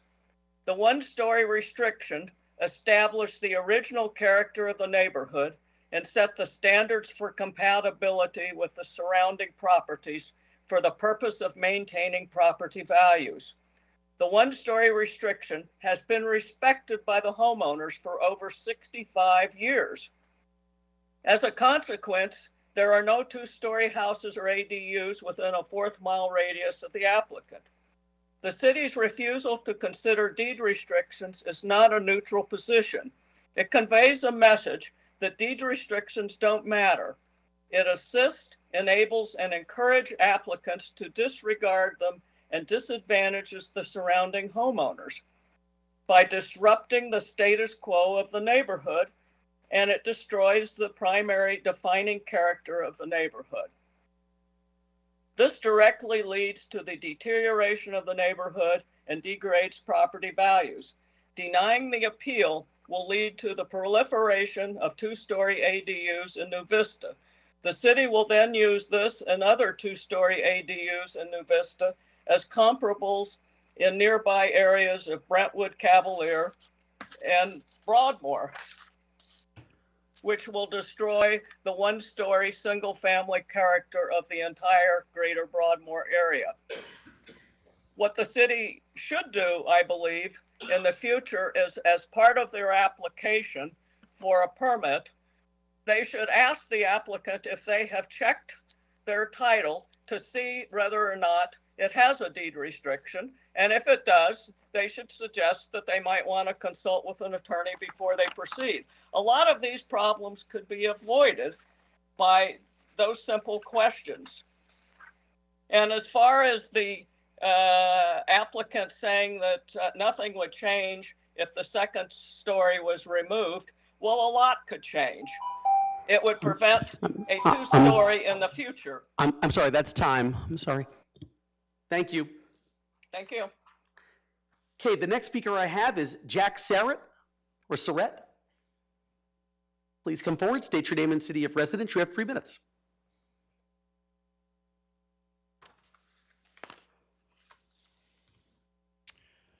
My name is Jack Surratt. I'm here this evening to address the council on behalf of Baldo Besich, who he asked me, he couldn't make it because he was here for the last time it got canceled, had a business trip he had to go on. So I'm going to read his speech, and so it's not my voice, his. All right, good evening.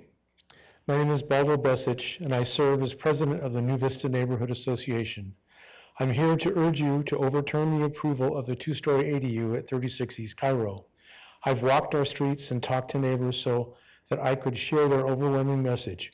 Over 50% of the homeowners signed a petition opposing this decision. We're not against ADUs. We support 1-story ADUs, but 2-story structure is different. It would set a precedent that damages the character and charm of our single-story neighborhood, compromise privacy with or without windows, and it would be a disruption to the current aesthetic and hurt property values. This is also about honoring the history and integrity of our community. Our neighborhood is designated cultural resource area, and deed restrictions limit dwellings to single-story. My family has deep roots here. I have purchased my home from my great aunt and uncle, original owners in Tempe. My wife and I are raising our 3 children here. I graduated from Tempe High and my wife from Corona del Sol. We believe in Tempe and will not join the greater migration of young families to Gilbert. According to this, 2-story ADU directly undermines the city's own character area plan for the Alameda area. The plan calls for celebrating neighborhood identity and promoting historic and cultural resources and maintaining the authentic character of post-war single-story subdivisions, promoting preservation of existing building structures and flood-irrigated post-war neighborhoods, protecting Tempe's history as the foundation for authentic placemaking. A 2-story ADU does the opposite. It erodes the oasis in the desert and the city in the garden identity the plan highlights. It diminishes our views, increases congestion, and accelerates investor-driven rentals that bring more cars, noise, trash, and strain on our neighborhood. Please do not approve a violation of our land rights. This is about whether Tempe will follow its own vision and protect the neighborhoods it promised to preserve in the 2050 general plan. Please stand with us in keeping those promises. Thank you. Thank you. The next speaker I have is Kathy Knowlton.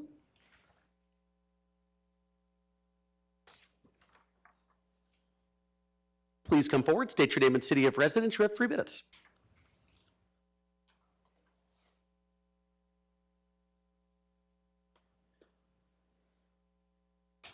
Hi, I'm Kathy Knowlton. I'm from Tempe, Arizona. Unfortunately, Jack didn't have a chance to tell you about this street. This is our street. This is what it looks like with rentals. You know, 1 lane you can get through. There's a rental right across from my house. There are 6 cars. Now, maybe the fact that this particular 2-story ADU is just going to have the 1 person, I don't buy it. This is going to open up a door for all those investors to come in and to get more rentals. Now, if they can get 6 in the house across from mine, how many do you think they're going to get in a 2-story? Well, I just want you to know, this is making our neighborhood very difficult to live in. I think there is a privacy issue. I've had 2 friends in the past that have had to sell their houses because their neighbors decided they wanted 2 stories. So it happens. And I sure don't want it to happen to me.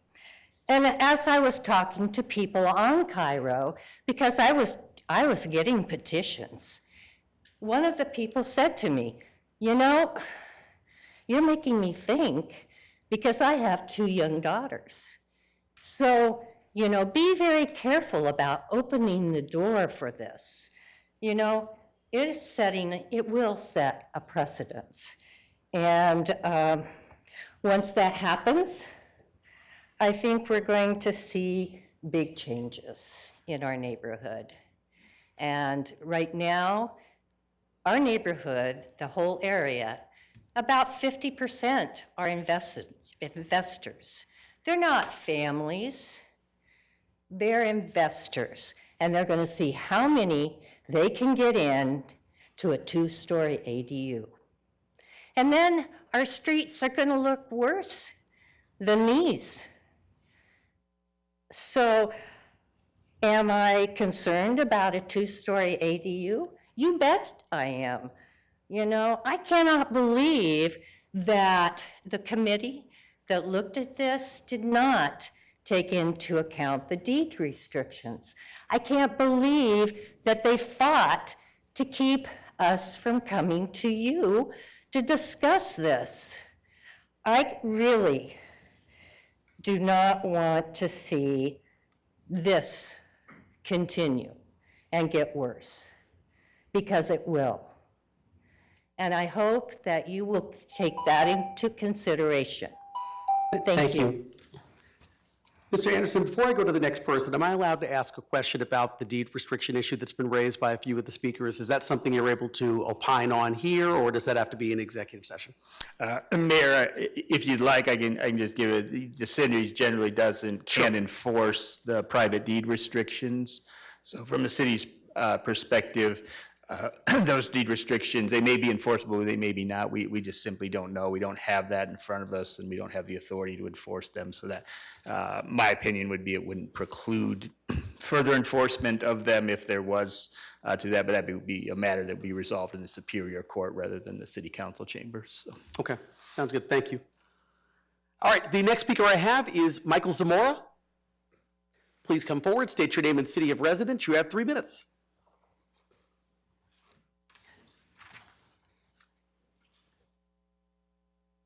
Thank you. My name is Mike Zamora. I live in Tempe near this Cairo project, and I'm here to support the appeal. The overall Tempe housing supply isn't about NIMBY, not in my backyard, versus YIMBY, yes in my backyard. It is about responsible urban planning and urban growth where density is located at key locations where transportations and amenity infrastructure exist. This enables the city's diverse demographics of single people, young couples, families, and empty nesters to live in communities which fit their needs and their desires. It isn't about turning the whole city into one homogeneous urban jungle. It is about respecting what has made Tempe a desirable place to live while also allowing it to grow and flourish. Isn't that the reason each of you decided to move and live in Tempe many years ago? Isn't that the reason you decided to serve on the city council? To help benefit your citizens, your constituents, and the reason you'll probably choose to run for re-election. Isn't that the reason why the city staff has chosen to live in Tempe? Why they chose a planning career, and why they decided to work for the city of Tempe and continue to work for the city of Tempe? Tempe is one of the original cities in the valley.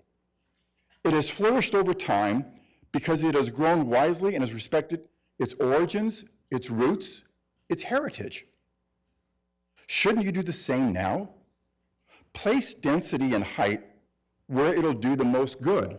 That is, on the main arteries and the various vacant and adaptive reuse tracts of land. Not in historic, single-story, single-family, cultural resource area neighborhoods, which you have all helped establish and endorsed in the 2050 General Plan, which was derived from the 2030 and the 2040 General Plan. Please don't place height and density where it doesn't exist, and where it'll harm the character and desirability of a neighborhood and the community. I urge you to vote to support the appeal and vacate the use permits. Thank you very much. Thank you. The next speaker I have is Steve Bowles. Please come forward, state your name and city of residence. You have 3 minutes.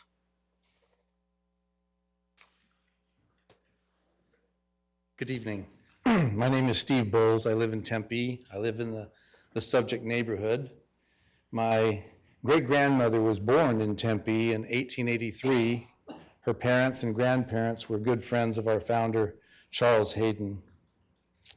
I would like to speak to something that is important to all of us, and that is building our sense of community. I think that there's 3 things that we look at here when we're talking about a building project. We need to have the right zoning. We need to have the right safety, compliance with the building code, and the land needs to permit it. Now, the city is regulating 2 of those. They're not regulating the other. I should clarify that the legislative act, I think there was some confusion from the applicant's presentation, that legislation was directed specifically at cities, so it's only addressing the zoning and the building code. It does not address the land. The land restrictions are still there. Now, we keep hearing about the city doesn't enforce the land restrictions. Okay, that's right. But the city has a lot to do with the building of the sense of community. So let's take a look at the path that the city is on right now, where you ignore the land restrictions, and so somebody gets a valid build permit, they build it, it goes up 2 stories, the fellow landowners feel harmed, they have to rise up together, and they have to sue their fellow neighbor. They have to go to court, and you now have anger and hatred. And then the judge reads the deed restriction and asks the project owner, you didn't know you had these restrictions? I'm sorry, you have to tear down the 2nd story. Now there's a huge financial loss. This is a wonderful building project gone disaster. We have everybody unhappy and hating each other. How about if we flip it around? Others have recommended. What if we just did a slight amendment to our process, the city, when the project application comes in, you're not regulating the land, you're just taking a peek. Look at it first and say, with what they're proposing to do, does the land permit it? And at that point, you see that it doesn't, then you advise the applicant, your land doesn't permit this, or at least it's our opinion, would you please come back with an amended proposal that will satisfy your land? Then they can do their job, and it keeps the neighborhood in harmony, because we don't end up where, because you don't help in this process, we end up with neighbors fighting neighbors. I respectfully ask that you vacate the permit for this project for these reasons, and also that you amend the process for building permit applications. Thank you. Thank you. The next speaker I have is Shirley Bowles. Please come forward, state your name and city of residence. You have 3 minutes. My name is Shirley Bowles, and I live in Tempe.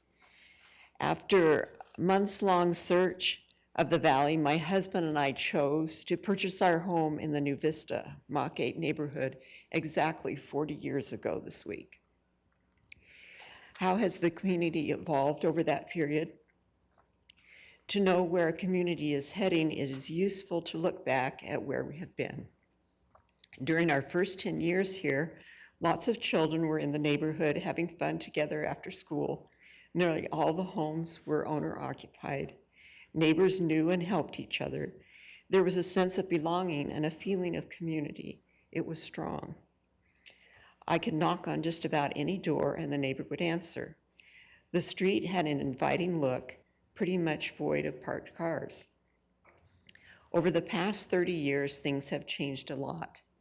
We have almost no children on our street. Bedrooms are filled with rent-paying adults rather than children. Consequently, we have streets lined with parked cars down both sides, no longer sustaining two-way traffic.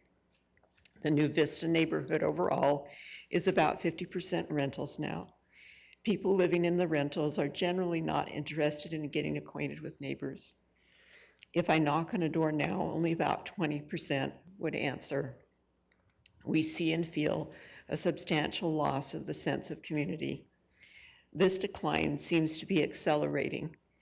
We need your help in strengthening our cultural resource area and preserving the unique spirit of Tempe that has attracted people to want to make Tempe their home. I respectfully ask that you vacate the 2-story building permit. Thank you. Thank you. The next speaker I have is Kimberly Winson. Please state your name and city of residence. You have 3 minutes. Hi, my name is Kimberly Winson. I live in Tempe. I'm a professor of real estate at a local university, but tonight I'm here as a private citizen and resident of the New Vista neighborhood. I'd like to express my opposition to the construction of a 2-story ADU at 36 East Cairo Drive. By approving the 2-story ADU, the property owner, along with the city, are circumventing the contractual arrangement the property owner has with other property owners in the subdivision as per the deed restrictions the property is subject to, and are disrupting the social cohesion of the neighborhood. Now, sections 3 and 4 of the deed restrictions that cover 36 East Cairo Drive specifically refer to outbuildings on the property. In section 3, the deed restrictions specifically say that an outbuilding can be built, but no such quarters shall be rented or used for income purposes. These buildings will be limited to 2 rooms and a bath. Section 4 specifies that no structures shall be erected, altered, placed, or permitted to remain on any of said lots other than 1 detached single-family dwelling, garage, and outbuilding not to exceed 1 story in height. These restrictions run with the property regardless of ownership and constitute an agreement between individual property owners and the surrounding property owners in the subdivision. Properties in the neighborhood, including 36 East Cairo Drive, are and were purchased subject to these restrictions. I purchased my property subject to these restrictions, and I expect my neighbors to abide by them. Furthermore, the ADU law confirms that existing deed restrictions on 36 East Cairo Drive supersede the right to build a 2-story ADU by stating, and I quote, "This section does not prohibit restrictive covenants concerning accessory dwelling units entered into between private parties." Now, by passing zoning laws that contradict restrictions of public record, the city is really upending social cohesion by pitting neighbor against neighbor, as is the case here. That's all I have to say tonight, so thank you for your time. Thank you very much. Appreciate it. Before I get to the last speaker, Mr. Anderson, one other question here regarding the deed restrictions. Your understanding, do the deed restrictions that are in place, and I know you said the city doesn't enforce those, but are the deed restrictions in place, do those trump state law in some way, shape, or form? Because I do know, as an example, with the ADU law didn't apply to areas that are governed by a homeowners association or HOA. So they were basically exempted from that statewide law. Do the deed restrictions play that kind of role in this situation, even though these are neighborhoods that are not governed by HOA, of basically kind of trumping that state law because there was some other kind of land use restriction already in place? Mayor, yes, the speaker is correct that the statute that we've spoken of does have a I may not use the term trump, but it does have an exception that preserves if there are restrictive covenants. It's just an issue of what those mean and whether they're enforceable and issues like that would be resolved between private parties. It doesn't change the fact that it gets resolved in Superior Court, not necessarily in the council, but if they are truly applicable restrictions, then they would be recognized under the state law. So. Okay, thank you. The last speaker I have here is Joan Faith. Please come forward, state your name and city of residence. You have 3 minutes.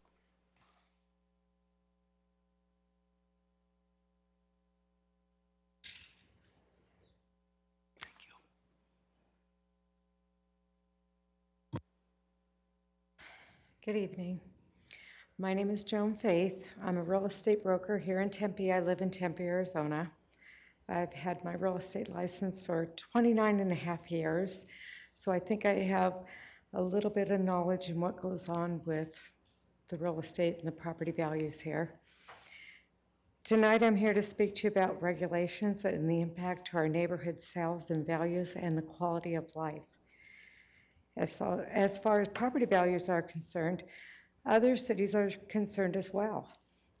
I have a small snippet from the Durango, Colorado newspaper that said, real estate values will come down, and they're talking about the additional dwelling unit. They will not go up. People do not like and will not pay high prices for being cramped together.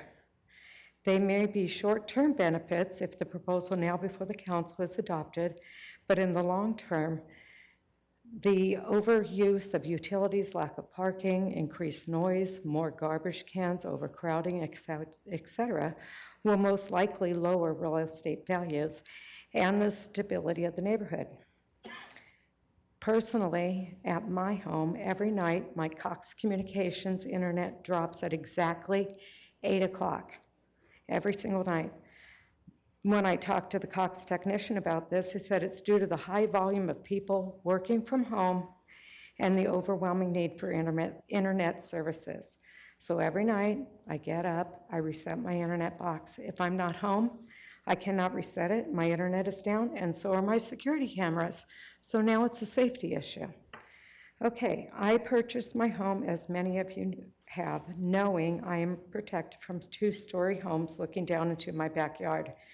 Now the city of Tempe and the investors are trying to take away our privacy in our backyards. I did not sign up for a two-story rental unit looking down in my backyard while my grandchildren are playing back there. I don't think that's what any of us had purchased our homes hoping for. We must keep our neighborhoods a family neighborhood and not just another ASU dorm. These are our homes. This is where we live, and we can't allow that to happen. So thank you for your time. Thank you. I appreciate it. Thank you, appreciate it. All right, that's all the speaker cards I have this evening on that item. Is there anyone else in the audience wishing to address the council on this item? If so, please get my attention. Okay, seeing none, I'll close the public testimony portion of the public hearing. This once again puts me in a very interesting situation because I'm not allowed to make motions, but I actually do have a question that I absolutely know is of a legal nature. So I'm curious if anyone on the council would frankly humor me by helping me to adjourn into executive session so I could ask this question. Okay, it's been moved by Councilmember Hodge, seconded by Vice Mayor Garland. All those in favor, well, please say aye. Aye. Any opposed? All right, so we are going to go into executive session and we'll be right back. This will be quick.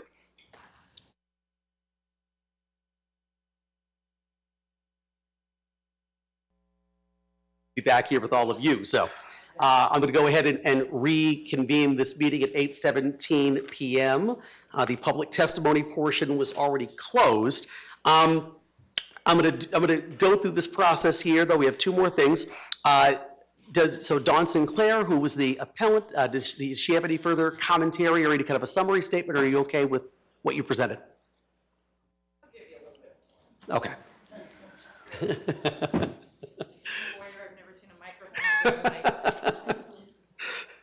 Just to clarify a couple of matters, you were asking about the overlay of state law with the ordinances. So essentially, as I understand, and I think as Mr. Anderson has said before, state law precludes you from doing anything with respect to an ADU that you do not do with a single-family home, which means that your ordinances say that a single-family home requires a use permit for a second story.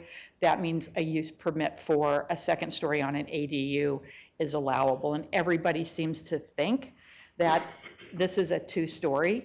Nobody has said, hey, a use permit is not required. The planners have said this is a two-story. Certainly, the zoning administrator thinks it's a two-story. If he didn't, he probably would have pulled the appeal on the two-story part of my appeal. Talking about collateral estoppel as a legal doctrine, it means that an issue was fully and fairly litigated as between the same parties and a final decision was rendered. So in this case, we had before the Board of Adjustment an opportunity, both the city, the planner, and I had an opportunity to fairly and fully litigate our positions. We are the same parties to the issue that has been presented to you. Now, the Board of Adjustment necessarily made a decision about standing, okay? If they had decided I didn't have standing, they would have dismissed the appeal of the zoning administrator's decision. Because if I don't have standing, they don't have a party, they don't have a controversy, they don't have a matter in controversy. So the minute they decided to vote on my appeal, they are saying, we believe that there are two people here, two parties, who don't agree, they have a matter in controversy. And we're going to vote on that. We believe these people are properly before us, because if I wasn't properly there, they would never have voted. Consequently, full and fair opportunity to litigate as between the same parties to the issue that is before you, and it has been already decided by the board. That's why I'm saying the board decided it. The city decided not to appeal the standing part. Ergo, I am properly before you now, because the Board of Adjustment has made that decision for you. The deed restriction issue. Deed restrictions, you guys can't enforce deed restrictions. We all know that. The relevance of those deed restrictions is that you guys have to make a decision about whether or not a second story is compatible with the neighborhood. If it's not, it's detrimental to the neighborhood. Those are the criteria. All the deed restrictions do is give you an idea of what the character of the neighborhood is that you're evaluating the second story against. And in this case, the character of the neighborhood, according to the deed restrictions, is single story. So the deed restrictions can inform your decision even if you cannot enforce them. They're only enforceable as between the parties in a civil suit. And I don't know what the neighbors would do in this case. I hadn't heard anything from the applicant about why our suggested alternative wouldn't work. They can certainly do a single story. And I hadn't heard anything about, no, that won't work. You could deny, you could grant the appeal, deny the permit, and they can go ahead and fill their entire backyard with an ADU. As someone said, we're not anti-ADU. If someone wants to, like I said, fill their entire backyard with an ADU, have at it, as long as it's single story, because that's what my neighborhood is about. That's what our neighborhood is about. I think that's all I have. Thank you. Thank you. All right, let me next then go to see if the applicant's representative, Tim, if you have any follow-up comments or if you're good. All good? Okay. All right. That brings us then to council comments or discussion. So on my end here, and I kind of alluded to this when we first started talking about it, here's sort of my challenge in this whole situation. I'm looking for some kind of definitive statement about what is sort of the superseding doctrine that we have to follow as a city council. And from my perspective, so on one hand, I completely understand the residents' concerns about neighborhood character and property value and things of that nature, and saying we're not against ADUs. Specifically, we're just against two-story ADUs that we think don't fit the character of the neighborhood. I totally understand that.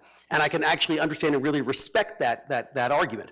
The central issue I still have, though, is sort of my understanding, and I'm not an attorney myself, but my understanding of the state law that was passed and what direction that gave to Arizona's 91 cities and towns regarding what we were allowed to use as criteria to either approve or deny. My understanding of that law was basically, as we talked about before, Mr. Anderson, about one attached ADU, one detached ADU, and that cities had very few tools to actually restrict a homeowner, as long as they were living on the property, from the ability to do exactly what we just talked about.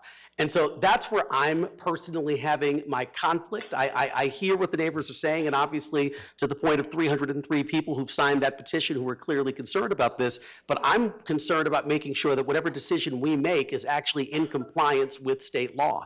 So from my perspective, once again, I can't make any motions due to Robert's Rules of Order, but I'm going to put this out there just like I did before we went into executive session. My preference would be to continue the case to a date certain, so the residents know exactly when we're going to be coming back, not continuing it without a date, so you're kind of just sort of left in limbo to wonder when we're going to consider this again. But frankly, to continue this case so I can actually ask, or so we can actually ask the zoning administrator for a definitive opinion on sort of how we do things in the city of Tempe and how we have for so long, but sort of how that actually plays with state law to make sure that whatever decision we make, it's one that we know will stand, that we're not going, now granted, I understand this is America and people could appeal one side or the other regardless of what actually happens, no matter how definitive the decision is or the opinion is, but I would like to have something that really is truly definitive about what we are allowed to do as a council. And so that's why my preference would be to continue this to a date certain to make sure that I can get a further opinion from the zoning administrator about what we should be doing.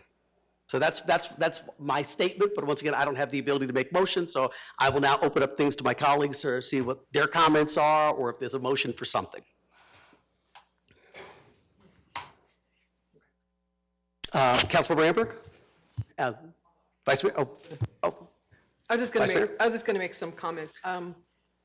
It's interesting when these things come before us. The thing that I instantly start to think about is, if I was living in that neighborhood, what would that be like for me? If I was the person who was applying for this ADU, what would it feel like to me in that position? And I always think that the best thing you want is to raise your family in a neighborhood where people get along and you have great neighbors and you can go ask for a cup of sugar, although you said 20% might open the door and say yes, but just even having that 20%, I mean, it's nice to be able to have that type of community or have a feeling of that type of community in your neighborhood.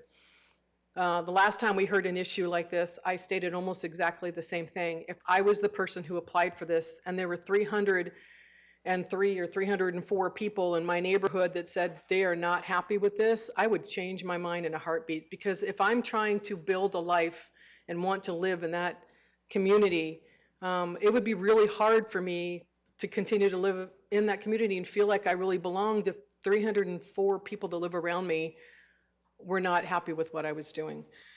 And one of the things, I think somebody said something earlier that I think about also is, getting a second opinion or figuring out how this all works is probably the right thing, because I don't like the idea of pitting neighbors against neighbors. It should never have to be like that. And the last thing is, that's something I think about all the time is, just because you can build it, or somebody comes back with an opinion says that you can build it, should you build it? Should you build that in the neighborhood when there's possibility to have other options? So I'm just going to kind of just leave it there. I just have to think and try to put myself in the place of the neighbors living around it, and try to put myself in the place of the person who's appealing. And I would be thinking about this a lot different if I were one of them. Thanks. Thank you. Thank you very much. Councilmember Amberg? Yes, thank you, Mr. Mayor. Vice Mayor, I absolutely agree with you that if I were in the position of the person that's actually applying for this permit, I have over 300 of my neighbors telling me that they're not super excited about what I'm doing. I just don't, in my heart, think that I could do it. But having said that, I take my role of sitting up here, and this judicial role, I take it very seriously. I'm the newest person on council. I joke like we've never had these quasi-judicial things before I came on council. Now they seem to be like every other month. So thank you for that. But this decision to me, it's not based on this project. It's not based on my heart. What my heart is telling me, I am absolutely sympathize with every single person that signed that petition, with every single person that got up here and spoke against it. But I've got to listen to our lawyers, because that's what I was elected to do. And I absolutely feel strongly that we've got to look at this from a legal standpoint, because that is what we're being asked, sitting up here as a council. And as such, I mean, I hate to say this, but I just do not. I've listened to, Ms. Sinclair, I've listened to our attorneys. And when you say city staff, I'm not talking about the Community Development Department. I'm talking about the city attorney's office. And having listened to them, I just do not feel like Ms. Sinclair has the legal right to appeal this case. And having said that, I'm going to make the motion to deny the appeal. Okay. It's been moved by Councilmember Amberg to deny the appeal. Is there a second? Mayor, I'll second. It's been seconded by Councilmember Keating. All right, any further comments or questions from council? All right, before we vote, I'm just going to quickly explain my vote on this. The reason, and I totally respect everything that Councilmember Amberg said, and I really agree, thought it was very, very well stated.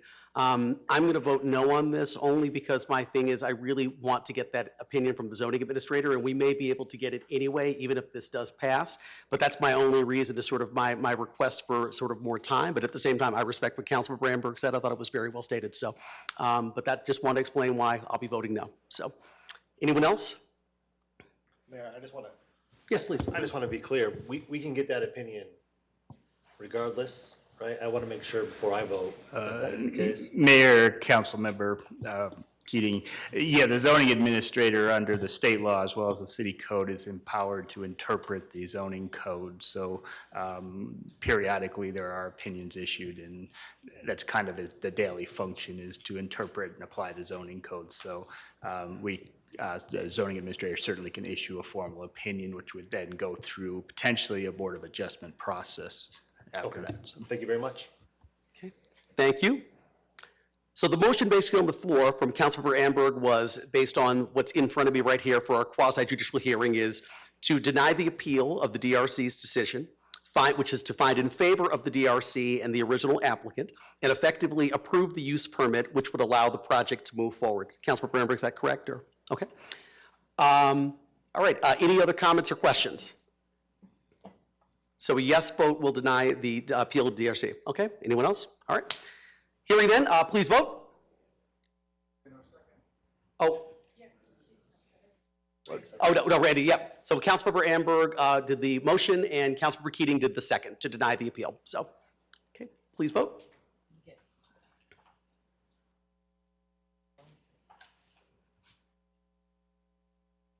Councilmember Adams? Nay. Okay, so that motion fails 5-2 with Councilmember Amberg and Councilmember Keating dissenting.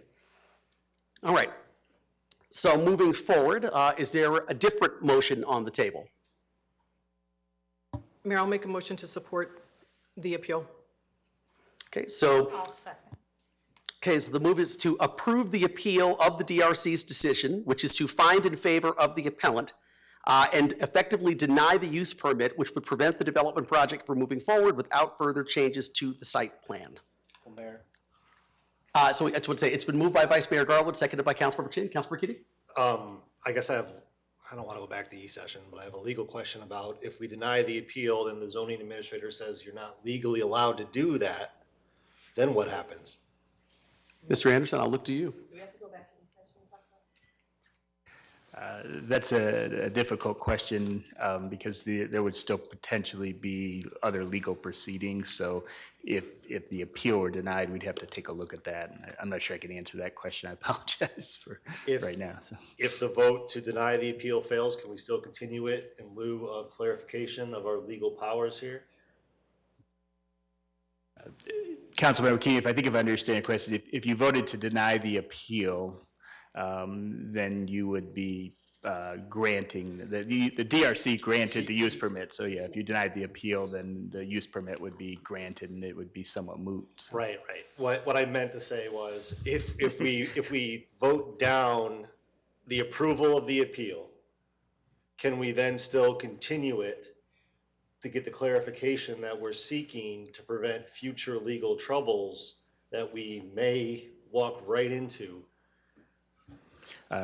Mayor Woods, Councilmember Keating, in that scenario, my recommendation would be that you continue as the mayor suggested, because if you want the clarification to affect this appeal, it would be better to continue this and then direct the zoning administrator to issue a formal opinion and then come back, have the council come back after that. So I know the answers to these questions. I'm saying them so the public, So then there is a motion to approve the appeal. So I cannot make a motion to continue it to seek further legal clarification. Is that correct? Mayor, Councilmember Keating. Technically, I believe, if I'm correct here, now, Mr. Anderson always tells me privately I should have been a lawyer, so we're gonna see how much this actually applies here. But technically, a continuance motion would actually supersede the approved, correct? That's correct, Mayor. Both a alternative motion or a Mayor, I motion to move we continue would. And I second. Sorry about it, I'm just following Robert's rules, so. Just want to make sure. I didn't know that. Vice Mayor Thank you, Garland has Mayor. not kicked me under the table here, so. Oh, come on. Okay, so the motion has been made to continue by Councilmember Keating, and the second was by Councilmember Hodge. Any further comments or questions on that item? All right, then the motion is, so once again, I'm going to read this just to make sure, and actually, let me ask you, Mr. City Attorney, the option here is to continue the case to a future date certain. So do we need a future date certain right now? Mayor, my recommendation, I think, is to continue it until after the zoning administrator opinion is resolved, because that will take some time, and I'm not sure that we might have a problem that if we select a date certain, that doesn't give enough time for the zoning administrator to do a full evaluation, issue an opinion, and then there would be rights to appeal that to the Board of Adjustments. So my recommended motion would be to continue it until the proceedings regarding the formal zoning administrator opinion are resolved. Okay. So I just make a new motion? Yeah, all right, I'll just do it.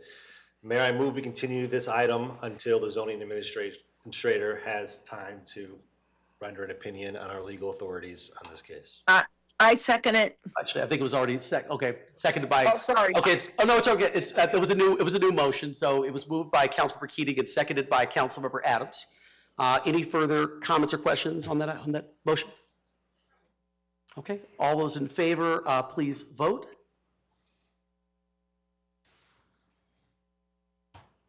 Yes. And that motion passes 7-0. Okay, so we will, as soon, just for the residents who are here, we will get the opinion from the zoning administrator, and then we will make sure to communicate back to you when it's coming back, so. Okay. Mayor. Yes, Councilmember. Oh, yes. I'm sorry. Scheduling seems to be, Can you come to the microphone for a second? Because it might end up being a question for our city attorney, but go for it. Not really a question, it's a favor to ask you guys, all of you, when you set the date for this, could I have the ability to file a motion to continue if necessary? Here's what's been happening is I have a lot of travel planned. I am only a part-time lawyer, and what happened last time is it got set, the hearing got set for a day that I was going to be out of country. And I was told there was no way to continue it, that I would have to appear from out of country. And to do a presentation on Teams when you can't see somebody from out of country is difficult. I was told that there is no mechanism for a motion to continue. This is a scheduling concern for me. Let me look to, I guess, our city attorney and maybe Mr. Tamielewicz about how would we accommodate her concern? Mayor, we are going to be going through probably some proceedings. Certainly the Community Development Department, since it's not continued to a date certain, can coordinate scheduling if the council prefers, and I don't, but I'll let Community Development speak for themselves. In the case of the one is because there's some statutory time or code timelines that fell in line with the summer break, that the July 1st meeting was, or the July meeting was kind of to get something done within a required time frame. But we won't be on that same clock at this. So. Perhaps I could just do it this way. Is it possible for me to give you the dates that I'm not available, and we could perhaps schedule when Yeah, I'm... if you'd like to chat with either Mr. Temulevich or Mr. LeBake, they can chat with you about that, so. Thank you very much. Wonderful, thank you, appreciate it. Okay.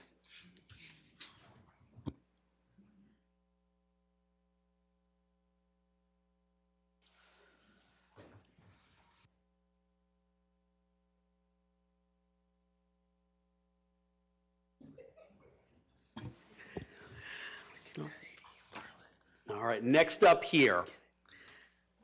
Item 8A2, which is to request a development plan review for a new 26-story mixed-use development consisting of 373 dwelling units and commercial uses on .67 acres for 16 East University, located at 16 East University Drive. The applicant is Sender Associates Chartered.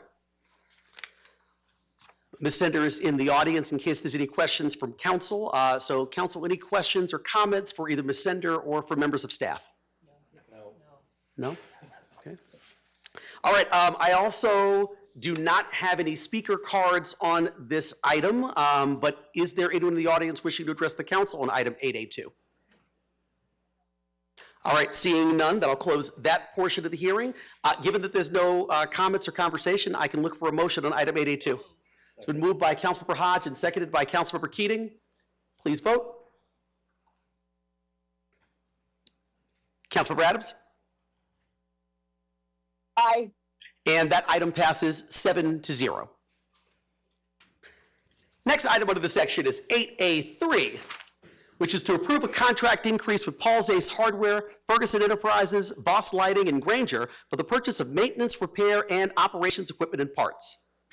Council members, any comments or discussion? Motion to approve. They do a great job.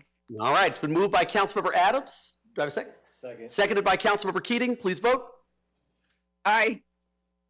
And that item passes 7-0. The next item under the section is 8A4, which is to approve the utilization of one-year State of Arizona contracts with Fischl Company, Gray Bar Electric Incorporated, Level 7 Technologies LLC, doing business as Aspen Technologies, Premise One Incorporated, Teltech Networks Incorporated, and Corporate Technology Solutions LLC for data and telecommunications, cabling, fiber optic installation, and repair services in city buildings and streets in alignment with the capital improvement plans for traffic, sewer, and water projects. It's been moved by Councilmember Keating and seconded by Councilmember Hodge. Please vote. Councilmember Adams? Aye. And that item passes 7-0. The next item under the section is 8A5, which is to approve the utilization of a one-year State of Arizona cooperative contract with Motorola Solutions Incorporated for two-way radios, parts, and related repair and maintenance services for the city's public safety radio systems. Council members, any comments? Motion to approve. It's been moved by Councilmember Adams. Do I have a second? Seconded by Councilmember Hodge. Please vote. Yes. And that item passes 7-0. The next item under the section is 8A6, which is to approve a two-year contract renewal with Worldwide Technology LLC and ITP Consulting Incorporated, doing business as IT partners for Hewlett-Packard Enterprise computers, servers, and related enterprise products and services. Council members, any comments or discussion? It's been moved by Councilmember Keating and seconded by Councilmember Hodge. Please vote. Aye. And that item passes 7-0. The next item under the section is 8A7, which is to approve the utilization of a Sourcewell cooperative contract with E1 Incorporated for the purchase of 5 engine pumper apparatus for the Tempe Fire Medical Rescue Department. Council members, it's been moved by Councilmember Adams and seconded by Councilmember Amberg. Aye. And that, Councilmember Chin? Oh, and that item passes 7-0. The next item under the section is 8A8, which is to adopt a resolution authorizing the mayor to sign an intergovernmental agreement with the Regional Public Transportation Authority for the lease of the East Valley Bus Operations and Maintenance Facility, otherwise known as EVBOM. Council members, any comments or discussion? Motion to approve. It's been moved by Vice Mayor Garland and seconded by Councilmember Adams. Please vote. Aye. And that item passes 7-0. The last item under the section is 8A9, which is to award a construction contract to AJP Electric Incorporated for project number 600708-1B, bicycle and pedestrian improvements, Kyrene Road, Roosevelt Street, Farmer Avenue. Motion to approve. It's been moved by Councilmember Keating and seconded by Councilmember Hodge. Please vote. Aye. And that item passes 7-0. So the next section on the non-consent agenda is ordinances and items for introduction and first hearing. The items under the section will be read and introduced tonight, but no substantive votes will be taken. The second hearing and votes are scheduled for October 16th, 2025. The first item under the section is 8B1, which is to introduce and hold the first public hearing to adopt an ordinance for a zoning map amendment from CSS to MU4 for approximately 14 acres for Donnell Plaza mixed use located at 3400 South Mill Avenue. The applicant is Gamage & Burnham PLC. Manjula Vaz, good seeing you. Great to see you, Mayor, members of the council. For your record, Manjula Vaz, law firm of Gamage & Burnham. My city of residence is Tempe. I'm just going to go through this quickly. Hopefully it won't last long. I am here on behalf of Desert Viking Development and Guina affiliated developers. As you know, this is just the beginning of the Donnell Plaza process. We've been certainly working with you and your staff the last couple of years. We have a development agreement done. And our first step, next step, is to rezone the property. This shows the subject site. It's not all the property, but the property that we have development rights for. And something there, but no more Jason. My thing went away. Anyway, but, oh, there it is. So just quickly, the site is zoned anyway, the site is zoned CSS. Fine. I can do manual. Yeah, site is zoned CSS, which, as you know, allows for retail services and shopping. As you know, as we've worked closely with the city, we want to put residential there to allow some affordable housing, market rate, mixed-use housing. So we are rezoning the site to MU4, which is consistent with the general plan, density, and residential. Okay.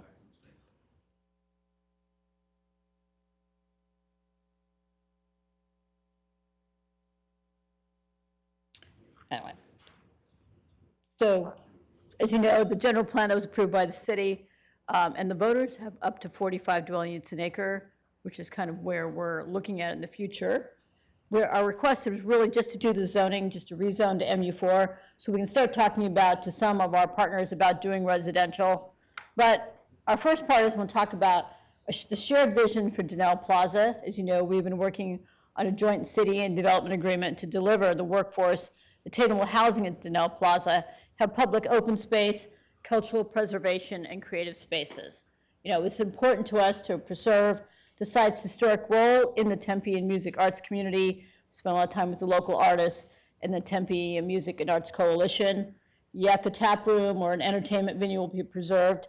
These are some slides that kind of show you what we're trying to do in terms of you have open space. Our first plan is to kind of work on the retail that's along Southern, where Yucca is, do a little bit of adaptive reuse. That's something we can start as we start working through some other things, well, some public art as well. So open space features, just to give you a sense, we made available to the public. We're gonna have shaded areas. We're just gonna support a greener Tempe. We'll have sustainable infrastructure. I know the Vice Mayor is very supportive of a lot of sustainability. And we will have community benefits that'll be enforced by restrictive covenants. You know, as I said at the DRC, and I've said all along, this is just the beginning of the process. Our next step is to have community meetings, talk to the public and talk to the community, greater community, both the arts community and the neighborhoods about what they'd like to see. But I think everybody agrees that we want to start seeing some more retail, some activation, some open space. So with that, happy to answer any questions. Sounds good. Thank you so much.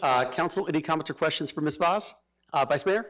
I just want to say one thing, that every time this comes before me, I'm going to probably say the same thing, but I appreciate all the work that's gone into this. It's been a long time with lots of people involved, so thank you so much. But I want to make sure that when the decisions that we make, that we continue to make sure we think about the arts culture, of course, the music and the art culture that is there, that has been a part of that for a really long time, that has been continuing to grow. It's spectacular. I was telling somebody earlier today that my best friend started doing bike art with used bike parts, and she got a show. She put something in there at Donnell Plaza, and now she's at an art show in Mesa. So it's amazing what this has been able to foster for people moving forward. So I just want to say thank you so much for bringing this. I'm glad we're taking this first step to move forward. Oh, Thank great. you. Well, thank you. Thank you. Councilmember Keating? Thank you, Mayor. Yeah, I just wanted to, I guess, echo Councilmember or Vice Mayor Garland's comments as far as I know you're engaging with the community and you'll continue to do so as this finally comes to fruition after we've talked about ever since I've been here, probably since Corey first took office in 2008, I believe it was.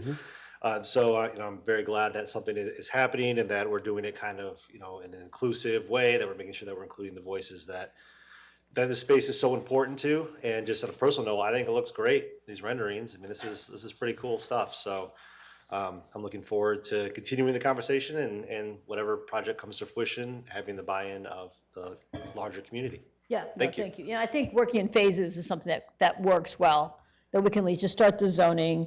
As I said at the DRC, just so everybody understands, we can start the retail and certainly some of these open space areas, but without having MU4, we couldn't do any residential. We were having, just in this market, we were reaching out to different developers, different residential developers, and without having some sort of knowing that the city wants real residential there and rezoning, so we appreciate the opportunity to kind of try to get some residential here. I agree. I think it's a very smart approach because it kind of shows like what it's transitioning to, right? Like what we're improving the space right away before we start building out different projects on it. So I think it's a very smart way to go about it.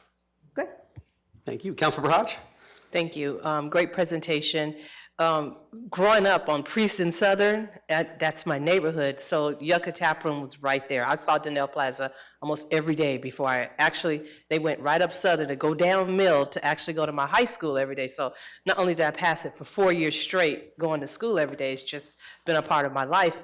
I like the fact that we are including all spaces in there, not the neighborhoods, we're not losing the whole enrichment of what Donnell Plaza is. And I honestly believe that no matter what is in there, I think Yucca Tap Room was like the base of it, and this will continue on to be that base, because that's what a lot of people remember who we live in that neighborhood or is in that neighborhood. That's something that everybody relates. Even if they went there or not went there, they know that's a major part of it. So I am just excited, like as every one of my colleagues say, I'm excited to see the next adventures and keeping, just thinking about that. But I want to just put a shot out there. So when the arts program come back, make sure that we add Tempe High and McClintock High School for some of to get arts in there in a younger batch of things too. Okay. Our youth art should be included in there also. Oh, yeah, that's a great idea. Okay. Thank you. Thank you. Thank you. Mr. Mayor? Yes, Councilmember Adams.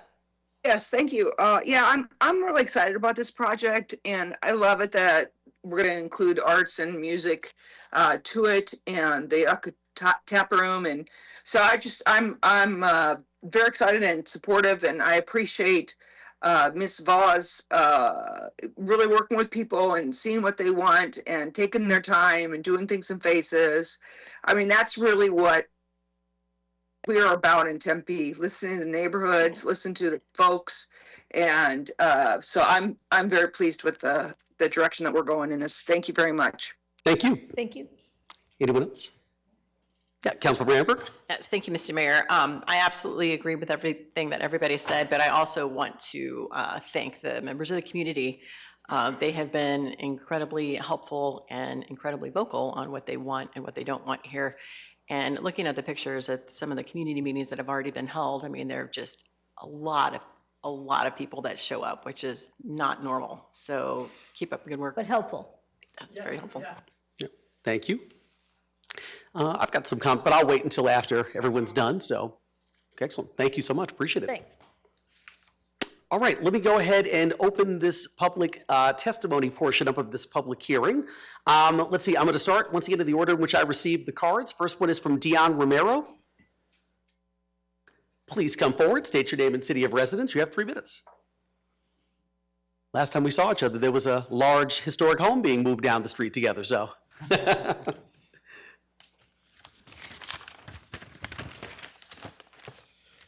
Good evening, Mayor Woods and council members. My name is Dion Romero. I am a resident of the city of Tempe. I am a local historian, and I am a member of numerous historical groups across the greater Phoenix metro area. I am here to speak on item 8B1, the zoning map amendment for Danielle Plaza and its transition from commercial, or potential transition from commercial shopping to mixed-use high density.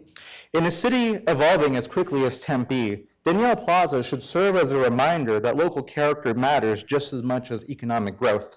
For years, this unassuming commercial strip has served as a canvas for local expression, a refuge for artists, musicians, and a symbol of community-driven identity. As Tempe continues to expand, spaces like this are at risk of being overlooked or erased. Mixed-use zoning can work and work well when properly planned and integrated. However, when used as a speculative tool, it tends to undermine the very local character cities like Tempe claim they want to protect. I want to ask the council to consider the consequences of this ordinance, specifically the potential displacement of small businesses in favor of national trains and other fashionable market-efficient uses. This replaces the gritty, community-made charm for modernist, redeveloped glass and steel boxes that appeal to outside developers and not locals. Preserving and investing in Danielle Plaza isn't just about saving old buildings, it's about honoring the soul of a city that has always made room for the experimental and the diverse. Danielle Plaza deserves to be recognized not only for what it has been, but for what it continues to be, a living, breathing part of Tempe's identity. Thank you very much. Thank you so much, appreciate it. The next speaker I have this evening is Rob Moore. Please come forward, state your name and city of residence. You have 3 minutes.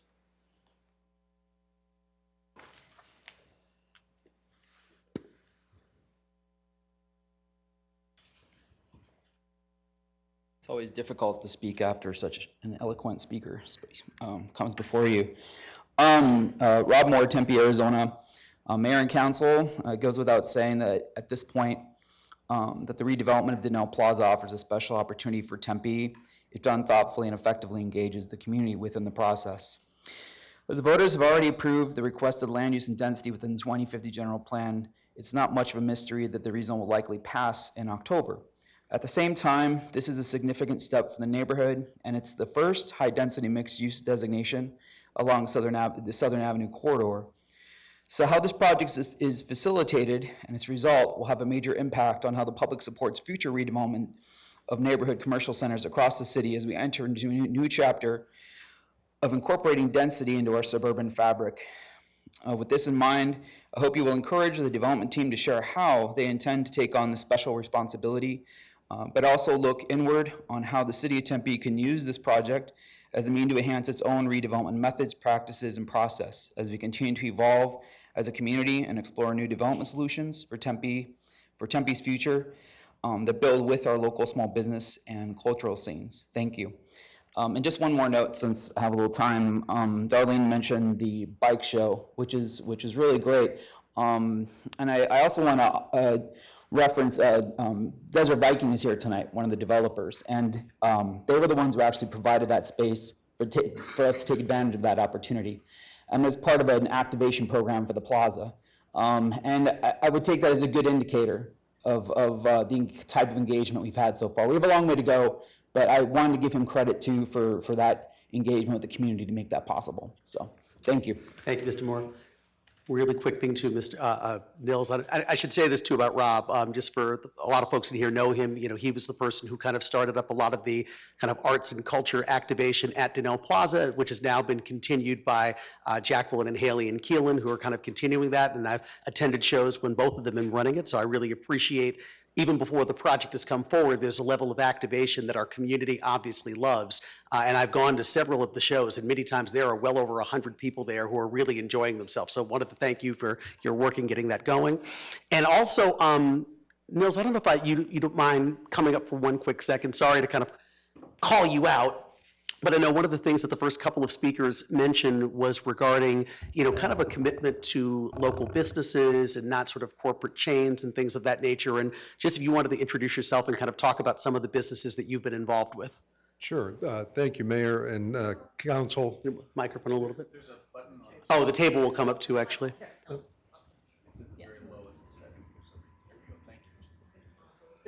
That's, That's handy. Well, and now, well, don't make fun of Manjula, I have the same issue, so, I was gonna say, just, and before we even start, even to, Mr. Moore's point, you know, clearly, this kind of project has the ability to set some kind of a precedent for how we're going to handle mixed-use development that's obviously further south of Apache or further south of downtown.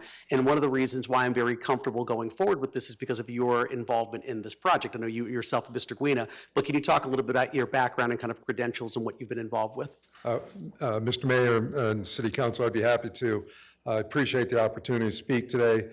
Yeah, we're very proud of being involved in this project. We see a lot of passion throughout the community. We had a neighborhood meeting not too long ago. I think there was over 50 people that showed up and quite a few spoke. As far as my background as owner of Desert Viking Development, we kind of have a niche in the market. We started 28 years ago or so. It's all blur, but we, in all those years that I don't think I've done any other type of tenant than mom and pop businesses. It's all local driven. That was my passion when I started the business in '97, and I started in downtown Chandler when that area had been boarded up for over 30 years, except for maybe 3 or 4 businesses. And you know, I don't know if anybody's been down there recently, but it's fully occupied. It's all local businesses, and it was a neat journey because I didn't own it all, and we talked to our neighbors. We worked with our neighbors. We set a direction that we all bought into, and everybody's honored that over the years. And I think that, you know, it sets a precedence for what we can do in Donnell Plaza. We certainly recognize the history and the community involvement, the arts, the music, and the passion that the neighborhood has for seeing something special go into that center. And I tend to, I will work hard to honor that. I will work hard to, with Eric, the co-developer on this, and make sure that we bring something forward in the hopefully near future that will present more details of what we can develop on that site. But you know, the idea is to drive home local businesses and to support the arts and to have open space, to have event space and so on, and then also to honor the request to have some low-income housing and affordable and attainable housing and so on. So it has been a lot of public meetings throughout this process. It started with an RFP before I got involved, then it was an RFQ that I got involved in, then a development agreement process that was, you know, brought in front of council again, and a whole bunch of other steps along the way. So we've had a lot of opportunities to be in front of the community and get input and suggestions and so on, and that's going to continue. We'll have a lot more dialogue going forward. Thank you. So appreciate that. Thank you. Great. Next speaker, and thank you for indulging me because he is the next speaker here, Philip Yates. Please come forward, state your name and city of residence. You have 3 minutes.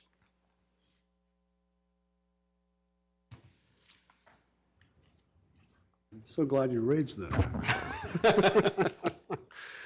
Good evening, Mr. Mayor, members of the council. For the record, my name is Philip Yates, and I am the president for the Neighborhood Association of Riverside. I am cautiously optimistic about moving forward with this project. I'm not sure exactly what it means to have the affordable housing in the area. I would like to hear more about that. Before the next meeting, when we actually make the decision as to whether to make this a mixed use floor, because I would think that we could probably do some amendments to the CSS that it is already now. I'm not sure if we would have to go to the zoning administrator or who we would have to go to in the city of Tempe to find out some of the answers to those questions. But I would like to see more from the applicant about the affordable housing that has been proposed for the area. We really didn't, in the meeting in July, discuss what those were, what those restrictions were going to be, how much the apartments would be if they were to be approved and built. And so for that reason, I think that, you know, we all deserve to know exactly what's going to go in. So far as the arts go and the music scene goes, Yucca Tap Room and everything else that's there now, I would love to see that all be preserved.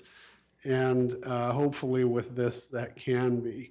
And again, going back to the MU4 and having some amendments done to that, I think that that would, it would keep it from winding up being, and this has happened before, sometime in the future, that it be not done and then sold to somebody else and utilized with the MU4. And hopefully, you know, with some kind of an amendment, we could avoid that. And with that, I'll close unless anybody has any questions for me. Thank you for your time. Sounds good. No, thank you. Appreciate it. Next speaker I have this evening is Joel Stern. Please come forward, state your name and city of residence. You have 3 minutes. Good evening, Mayor and Council. My name is Joel Stern. I live in Tempe.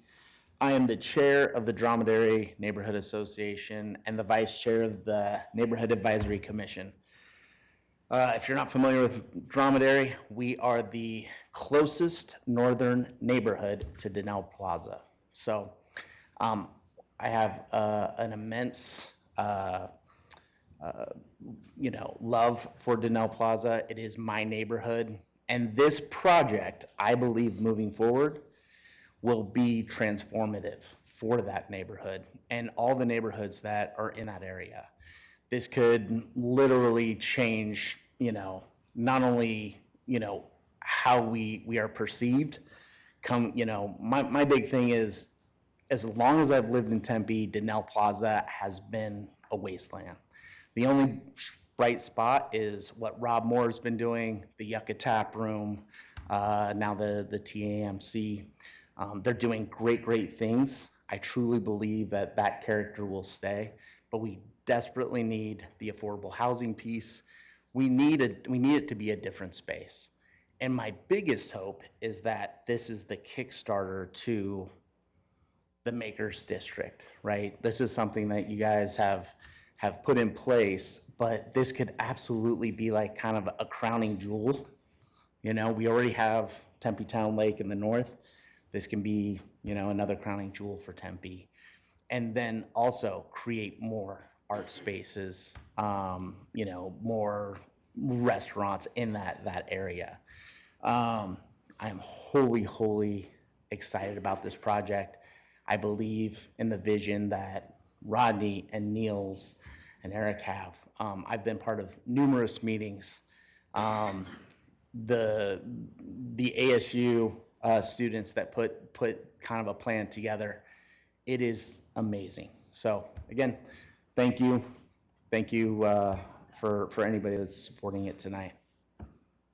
I didn't even hear what that was.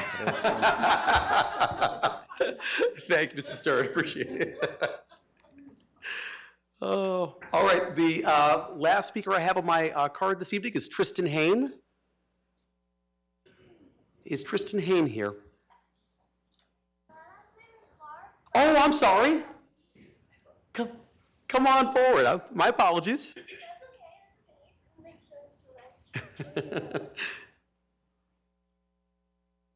Please state your name and city of residence. You have 3 minutes. My name is Tristan, live in Tempe.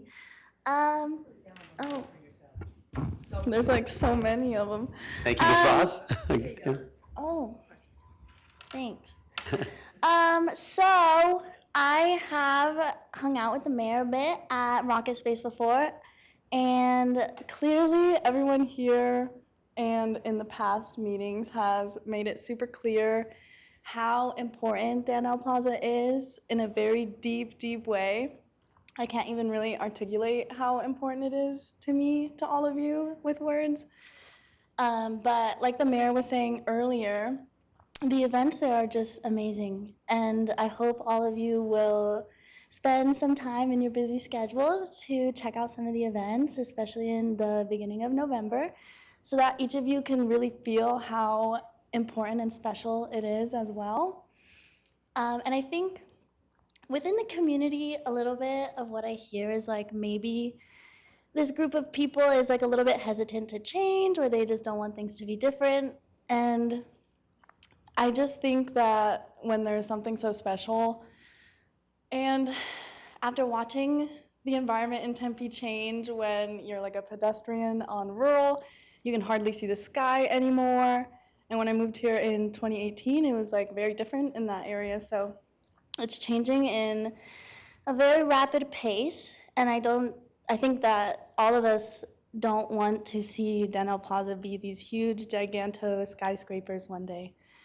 And one of my dear family friends actually shared a story with me the other day that she used to frequent Daniel Plaza in the 70s and how much she enjoyed her time there. And I was so excited to just hear this like personal story about someone who's at Daniel Plaza. But the second thing I thought is, when I'm older, is it just going to be this like huge place where like 5,000 people live and high density? I don't know anything about any of this stuff, but I do know how important the space is. And like I said, how rapidly everything is changing. So hopefully you guys will come to some events and check it out and see how special it is, because it really is. And if in like 25 years or whatever, I heard that's kind of like the timing for this. I don't think it's really going to take 25 years, but if it does, I'll be like 50. So I really hope that it's not a bunch of skyscrapers and stuff, because I'll cry my eyes out. And it's a very, very special place. I'm not as well spoken as some of my peers at Daniel Plaza, but the way I feel about it is so, so special. And I hope that I can show that in many, many, many years from now. So bye-bye, thanks. Thank you. No, you actually spoke very well. We only laughed because we're glad you'll be 50, but you made all of us feel very old. That was all it was. So, but thank you. You're great. The next speaker I have in the queue is Jacqueline Swan, who I know is online. Oh, can you hear me? Yes. Can you please state your name and city of residence? You have 3 minutes. My name is Jacqueline Swan. My city of residence is Tempe, Arizona. Good evening, Mayor and Council. Thank you for your service and consideration. I'm an advocate that volunteers as both president of TAMC and chair of the Tempe Art and Culture Commission. I've been a patron at Denal for many, many years, but recently helped found TAMC, which aims to support cultural incubation hubs in Tempe with the goal of creating paid opportunities and make low barrier of entry inclusive environments where emerging artists can mix and mingle with seasoned professionals to learn and grow. We've started our mission at the iconic Rocket Space Gallery. Our space acts as a bridge where all people can find fun, thought-provoking conversations and connections. Since we began our programming in June, we've hosted 4 art exhibitions, 34 events, displaying 657 works of temporary art across 3 locations, featuring 329 artists and 61 performers.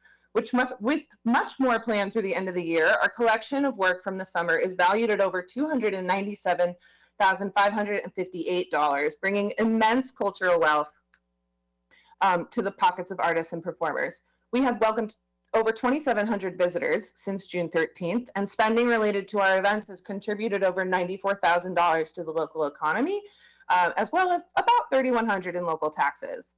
We've launched our first music festival and art walk as part of Tempe Noise Takeover, but I believe our true impact was best described by Bruce Boyd, a participating artist.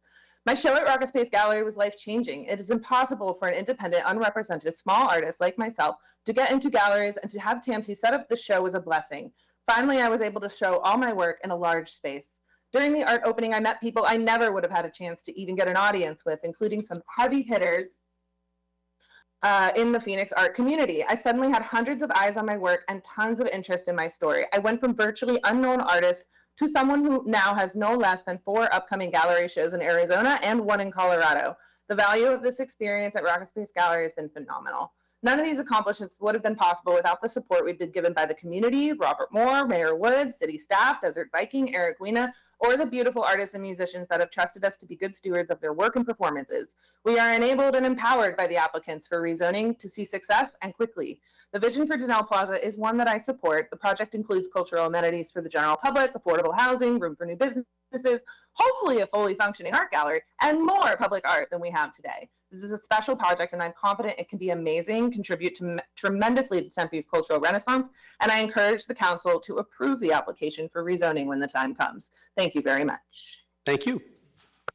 All right, that's all the cards I have this evening. Yes, Mr. Palmer, please come forward, state your name and city of residence. You have 3 minutes. Yes, good evening, Mayor and Council. I actually did not plan on intend to speak tonight, but I am going to speak really quickly.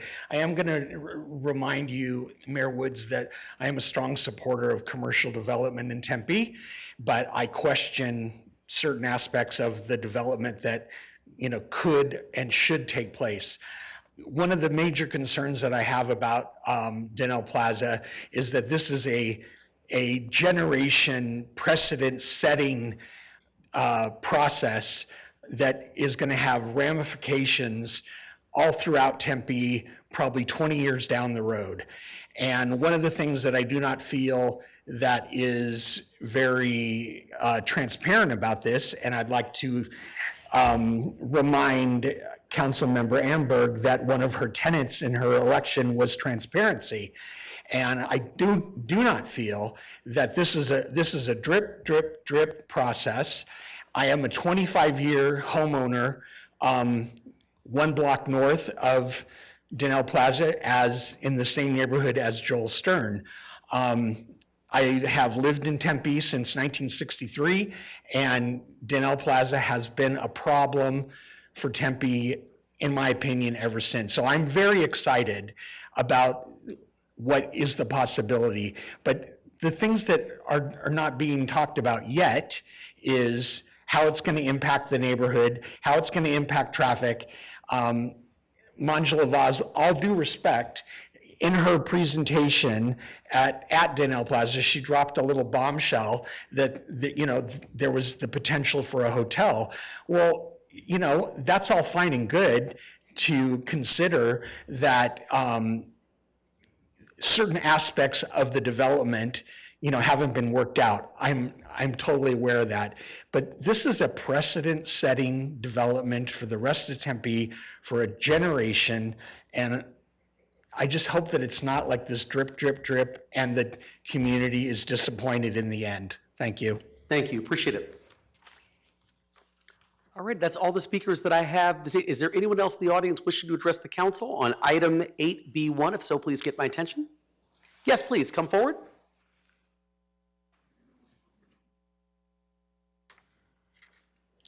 Please state your name and city of residence. You have 3 minutes. My name is Brianna Gross. I am a resident of Phoenix, Arizona. I'm just going to read something that I submitted at the previous meeting, but didn't go off the cuff a little bit about it. My name is Brianna Gross. I run the Coven Phoenix. I have long been passionate about Tempe, and I recently got asked to organize Tempe Noise Takeover at Rocket Space this year. I also put on Powers Out, the 7th anniversary celebration of the Donnell Project this year. I have lived in Tempe since 2011. Despite recently being priced out and forced to find affordable rent in Phoenix, I believe greenlighting high-density development would bring in overpriced condos and apartments that we see near ASU and Mill Ave that have all but destroyed most of the mom and pop shops that have made residents move here in the first place. I believe that Yucca Tap Room, Double Nickels, Sky High, and more would be threatened by any high-density development, as I have seen that happen to both Tempe and Phoenix in both the residential and business sector. High density, it brings residents that are not really interested in that sort of stuff, and it ends up killing local bars, venues, mom and pop shops, and businesses of all kind. Those residents that move to those high density apartments soon get bored with the so-called arts and entertainment district they thought that they moved to, and then move away within 5 years, leaving empty condos and apartments everywhere. I've been priced out of Tempe 4 times because of this kind of stuff. This is the city that I love the most. I'd love to get back here someday. If we vote on high density for Denell Plaza, it should be affordable. And when I say affordable, I mean like $1,000 for a 2-bedroom, $800 for a 1-bedroom. Because we are now above the, I believe, 1.1% above the national average here in Arizona. And that's the first time ever. So it would be nice if we could all enjoy Tempe again. It would be nice if the reason the property values are the way they are still mattered. Because right now, it's just becoming a bland city with nothing to really move here for. So, thank you. Thank you. All right, is there anyone else in the audience wishing to address the council on this item? If so, please get my attention. All right, seeing none, I will close the public testimony portion of the public hearing. Council members, any comments or discussion? All right, seeing none, I have comments, but I can actually save them till the next hearing, just in the interest of time. So just want to reiterate, the second and final public hearing on this item is scheduled for October 16th, 2025. The next item under the section is 8B2, which is to introduce and hold the first public hearing to adopt an ordinance for an amended planned area development overlay for Minima, located at 5454 South Beck Avenue, for a new mixed-use development consisting of 72 dwelling units and commercial uses on 2.9 acres. The applicant is Withy Morris Bow, PLC. Is there a presentation? Ms. Bleem, welcome. Hello. Hi, good evening. I know you guys had quite a night, so I'm going to be very brief with this and just give you kind of the highlights. So this project does have a little history. Initially, this started with a completely different development team. It's changed hands a couple of times, so here we are. It's from 2021 initially. So we're happy to bring this forward, and we thank staff. We've worked with them quite a lot over the last year that we've been a part of this, and we really appreciate the insights that they have had. So it's just south of Baseline, just east of I-10. Some site context, it's about a 3-acre site next to some storage and industrial, multifamily, residential as well, and single family to the south. And then, as you know, Baseline is a hub for commercial. It is consistent with the zoning and general plan. And we're here to request a development plan review, which was approved at the DRC on September 9th unanimously, as well as a PAD overlay amendment to the existing PAD. So a little bit more on the site plan. Again, 3-acre site. There's a kind of a strange curve on Beck Avenue that impacts some of the setbacks, which I'll talk about on the next slide for why we're requesting a PAD overlay. It's a mixed-use project, kind of a horizontal mixed-use project of 72 units, 2-bedroom each, with the central amenity space. And something a little unique on this is at the northeast corner, there's a commercial space as well. And we kind of foresee some suite offices there, really small offices with 1 or 2 people. The height is at 2 stories. The max allowed actually in this district is 50 feet, but we felt with the scale of the residential to the south and some of the storage to the north, this was a nice scale for the area. There's a lot of pedestrian pathways through the site connecting to the central amenity space, and it is a gated community with 2 access points off of Beck. Some of the deviations we're requesting, as mentioned, there's kind of a weird curve on Beck Avenue, which required the parking setback. We actually are increasing the landscaping area about 12% from the previously approved PAD. We're also increasing bike parking. And then there's another PAD deviation about pedestrian path separation from buildings. And this was really, we needed to allow more pedestrian connections within the site. Finally, the parking reduction, we had Y2K Engineering do a parking analysis for the site because it's a mixed-use project. The time of day the commercial would be used versus the residential, they actually work well together. So they saw the demand at being 142 spaces required. So that's what we're proposing on the site. Here's a landscape plan. As mentioned, we're increasing the landscaping 12%, a lot of landscaping along Beck Avenue and around the perimeter. This is the previously proposed elevations, and I'll just say they were bold in this.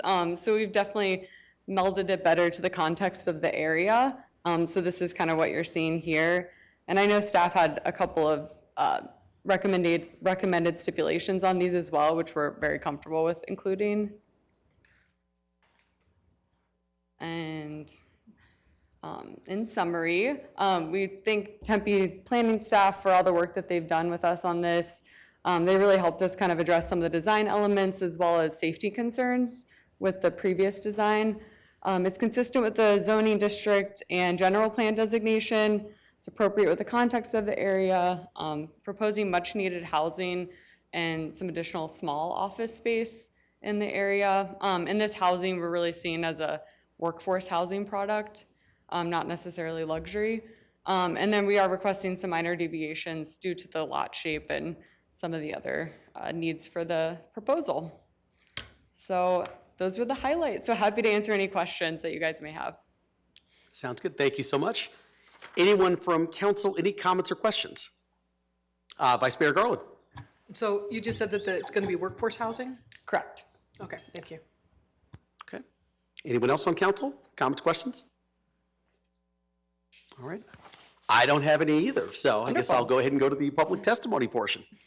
All right, so this is a public hearing item, so if there's anyone in the audience wishing to address the council on item 8B2, please get my attention now.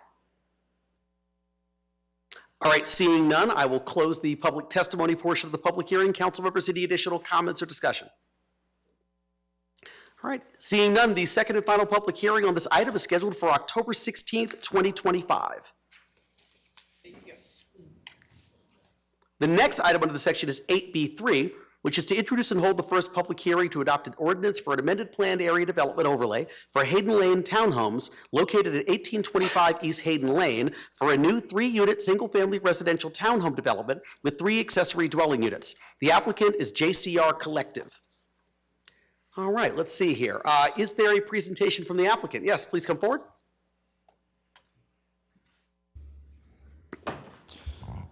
Good evening. My name is Chris Davidson with JCR Collective. I'm the architect for the Hayden Lane Townhomes. General project team contact information. I'll skip over that.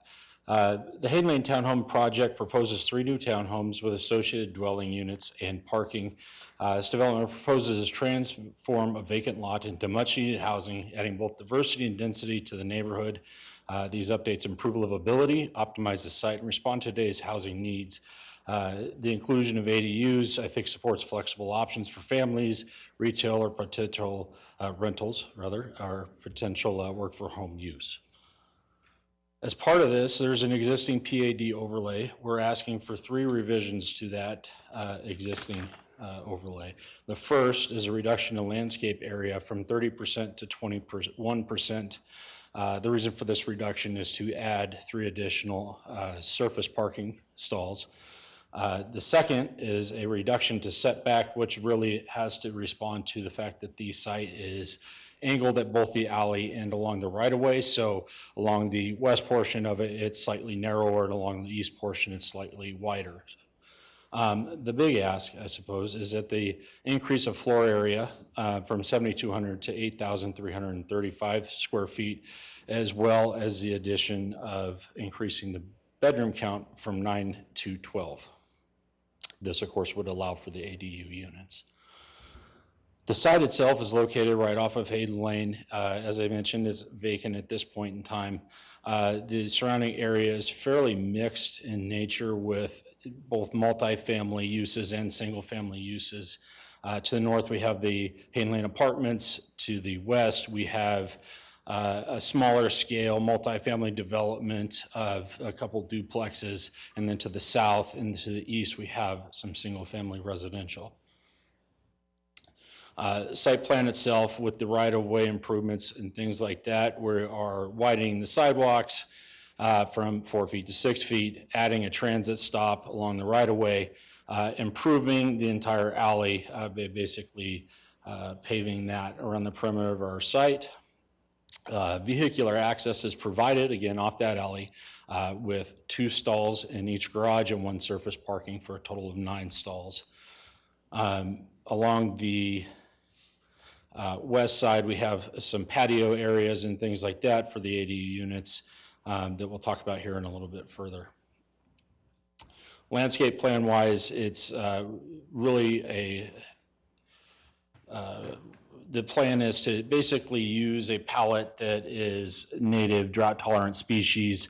The concept is that each one's kind of broken up into two zones. The first is, of course, along the right of way where we're using the planting to buffer between the public and private. And then, of course, in the perimeter areas where we have the courtyards, it serves two purposes. One is to provide some privacy for each of those units, as well as screening from our neighbors there to the west. First floor here, the ADU, each of them is a 1-bedroom, 1-bath unit, approximately 800 square feet. The townhome has the garage and a main entry at that level. On the second floor, it is a 3-bedroom, 2-bath townhome unit with open living area, a private balcony that is screened. Overall, the concept for the plan was to basically erode the mass to make it more friendly to the surrounding area. There's kind of a large mix of 2-story, 1-story buildings. So the idea was to kind of create something that kind of blended between the two. We use modulation of the roof and materiality changes to kind of highlight where we're stepping in and out on the frontage. This kind of highlights what I was talking about between the buffering between that public and private space and how we're buffering yet again from the western property line with our neighbors. Material palette, pretty straightforward stucco with some composite fiber or composite siding or wood siding. This uses an accent to kind of offset specific window insets and entry, proposing to use standing seam metal roof. Elevation wise, the tallest pitch on the entire project is 26 feet. The floor to floor from each floor is 10 feet. The general height of the roof is around 21 feet 6 inches. On the north facade, we utilize that extra height to incorporate some transom light, to incorporate and bring light further into the space, making those units a little bit more livable. This is the east elevation. So this is along the alleyway facing between the neighbors there. So we have the garage access and of course the parking there at the entry areas for both units. South elevation, not a lot of glazing for obvious reasons. So west elevation, we use the same sort of technique to just kind of create larger patios, make everything a little bit more livable, and try to respond to some of that character. This is a general courtyard elevation. That kind of closes the general presentation. At this point, I think I just open it for questions. There were some comments that I had addressed, but I'd probably just hear your feedback first. Sounds good. Thank you for the presentation. Anyone from council, any comments? Yes, Councilmember Amberg. Yes, thank you, Mr. Mayor. I do have some questions. So if I heard you right, you're going to have 9 car stalls, right? Yes. You're going to have 12 bedrooms, right? Yes. Where are the rest of those cars going to be? And I don't know if this is maybe a question for staff, like is there street parking available where these are going to be built? Or, because I'm assuming you're probably going to have a bunch of college students there. Each of them will have a car. So where are the rest of the cars going to go?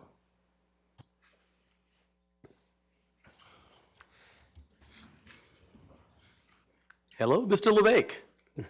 And Mr. Temulevich. Mayor, Councilmember Amberg. The zoning development code requires for the single-family units, which are 3-bedroom units, requires 2 parking spaces for those. So those are part of the garage units.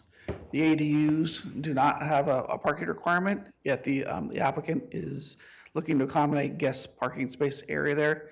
They either could be used by guests of the residents, or it could be used by the ADU rental units there in that spaces. So that collectively is a total of the 9 spaces provided for the site that's required by code. So they're required by code to have 6 spaces total on site, and they're providing a total of 9. Okay, thank you. Mr. Mayor, I understand that's what it's required by code, but being realistic here, there's going to be more than 9 cars. So what is the parking like on the street? Can they park there? I know to the north of it, there are apartment complexes, but Where the rest of the cars are going to Yeah, I go? believe on-street parking is allowed. Has enough adequate width for that, for today's use. Haven't seen any major congestions in the area with parking specifically. There has been some redevelopment have been occurring in this area. You've got some larger apartments on the north side of the street and some other infill developments that have been occurring, but it's been a slow process over time for this area. We should probably also note that we are adding the Orbit Transit stop right in front of the property as well. Thank you. Vice Mayor Garland? So I heard you say, so these are townhomes, so these are home ownership? Yeah. Are you going to be owning them? Or are you The gonna be- initial plan is that the owner will hold it, I think, for a certain duration of years, but then his intent is to be sold off individually. So each townhome ADU would be sold as a single unit. Okay. And I have been down this road a lot, and this is probably so ADD of me, but the very, very, very first thing I ever voted on when I was on council is like 4 lots away from this. And it was, we were doing this virtually because we weren't on the dais because of COVID. And we denied this gentleman, and I just didn't trust that he was actually going to be listening. So I drive by this probably every 3 months just to see what's going on down the street. So I have seen, there's rarely ever street parking. There's rarely ever, all the times I've been down this road, there's hardly ever anybody on that road. But just a comment. Thank you. Thank you. Thank you. Anyone else? I was just going to say, and I very rarely speak very substantively during a first public hearing, but I just wanted to say, these are beautiful. Thank you. Like, I'm just going to be very honest. As the kids would say, these are fire. Like, I really like these. Like, when can I move in? So, but seriously, they're just, it really is a very, very exceptionally well-designed product. I mean, I just love what you've done, and this is phenomenal. So. Thank you. I appreciate that. Thank you. Thank you. Yes, Councilmember Bitberg. Mr. Mayor, as the mom of 4 kids, these would be low-key fire. Oh, low-key fire. Correct way to say it. Oh, man. I can't win tonight. All right. I'm going to open up the public testimony portion of the public hearing here. Is there anyone in the audience wishing to address the council on item 8B3? If so, please get my attention. All right, seeing none, I'll close the public testimony portion of the public hearing. Council members, any further comments or discussion? Yes. Oh, yes. Let me go back. I need to reopen thank you, Mr. Sims. I need to reopen the public hearing portion, or the public testimony portion. I've got one person online, and it's James Beach. Mr. Beach, can you hear me? Yes, sir, I can. My apologies for that. Please state your name and city of residence. You have 3 minutes. My name is James Beach. I'm a resident of Tempe. My wife and I live at the home directly adjacent to the planned development.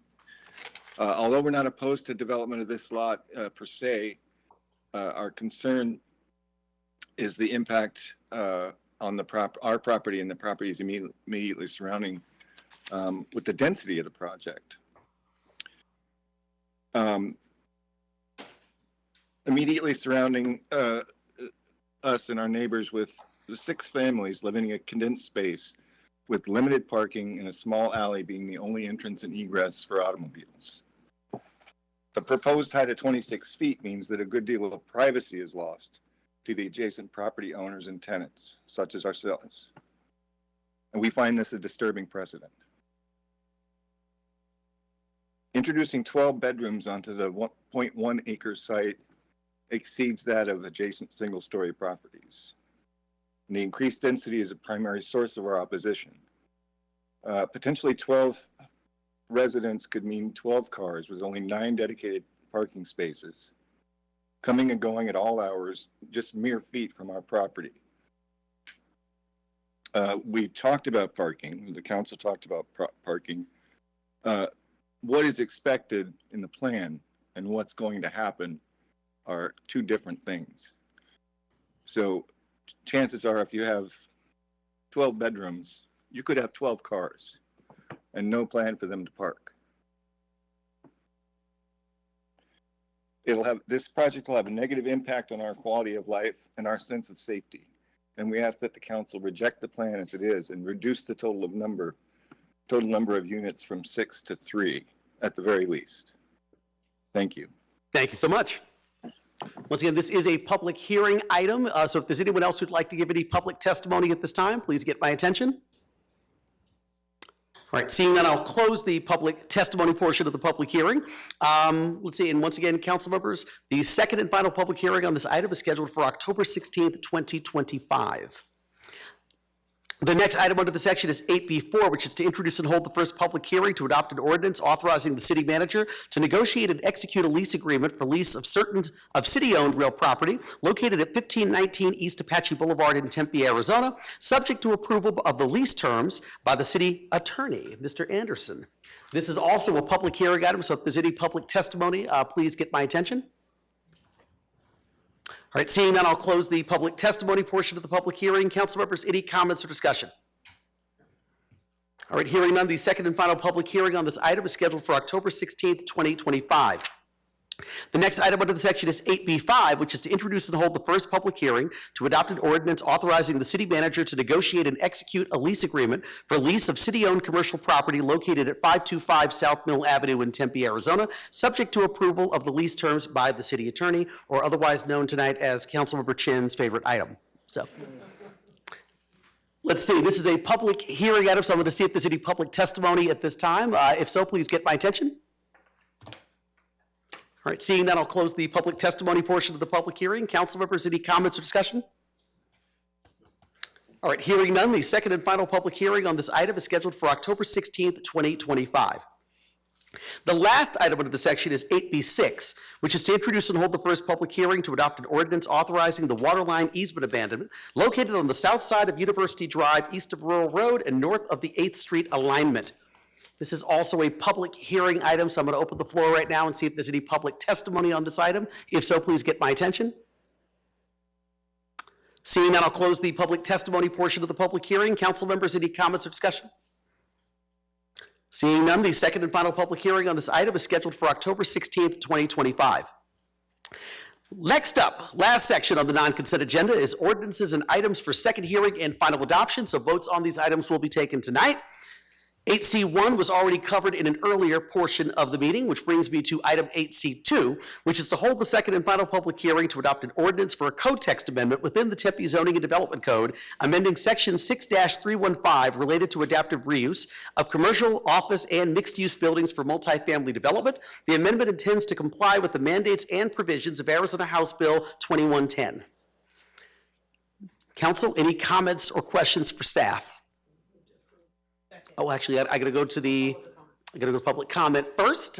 So let's see. Is there anyone in the audience wishing to address the council on this item? If so, please get my attention. All right, seeing none, I'll close the public testimony portion of the public hearing. Vice Mayor? Okay. It's been moved by Vice Mayor Garland and seconded by Hare by Councilmember Keating. Please vote. Yes. Yeah, mine's a little stalled too, so I'm going to vote yes as well. That item passes 6-0 with Councilmember Adams absent. There we go. All right, next up, 8C3, hold the second and final public hearing to adopt an ordinance amending Tempe City Code, Chapter 12, Articles 2 and 3, relating to drainage and flood control by amending sections 12 through 16 through 12-35 relating to floodplain management and repealing section 12-36 relating to floodways. Council, any comments or questions for city staff on item 8C3? Okay, this is also a public hearing item. If there's anyone wishing to give any public testimony on item 8C3, if so, please get my attention now. Seeing none, I'll close the public testimony portion of the public hearing. Council members, any comments or discussion? Moved by Councilmember Hodge and seconded by Councilmember Keating. Please vote. And that item passes 6-0 with Councilmember Adams absent. The next item under the section is 8C4, which is to hold the second and final public hearing to adopt an ordinance amending the Tempe City Code, Chapter 2, Article 5, Division 6, Section 2-225, to add youth members to the Human Relations Commission. Council, any comments or questions for staff on this item?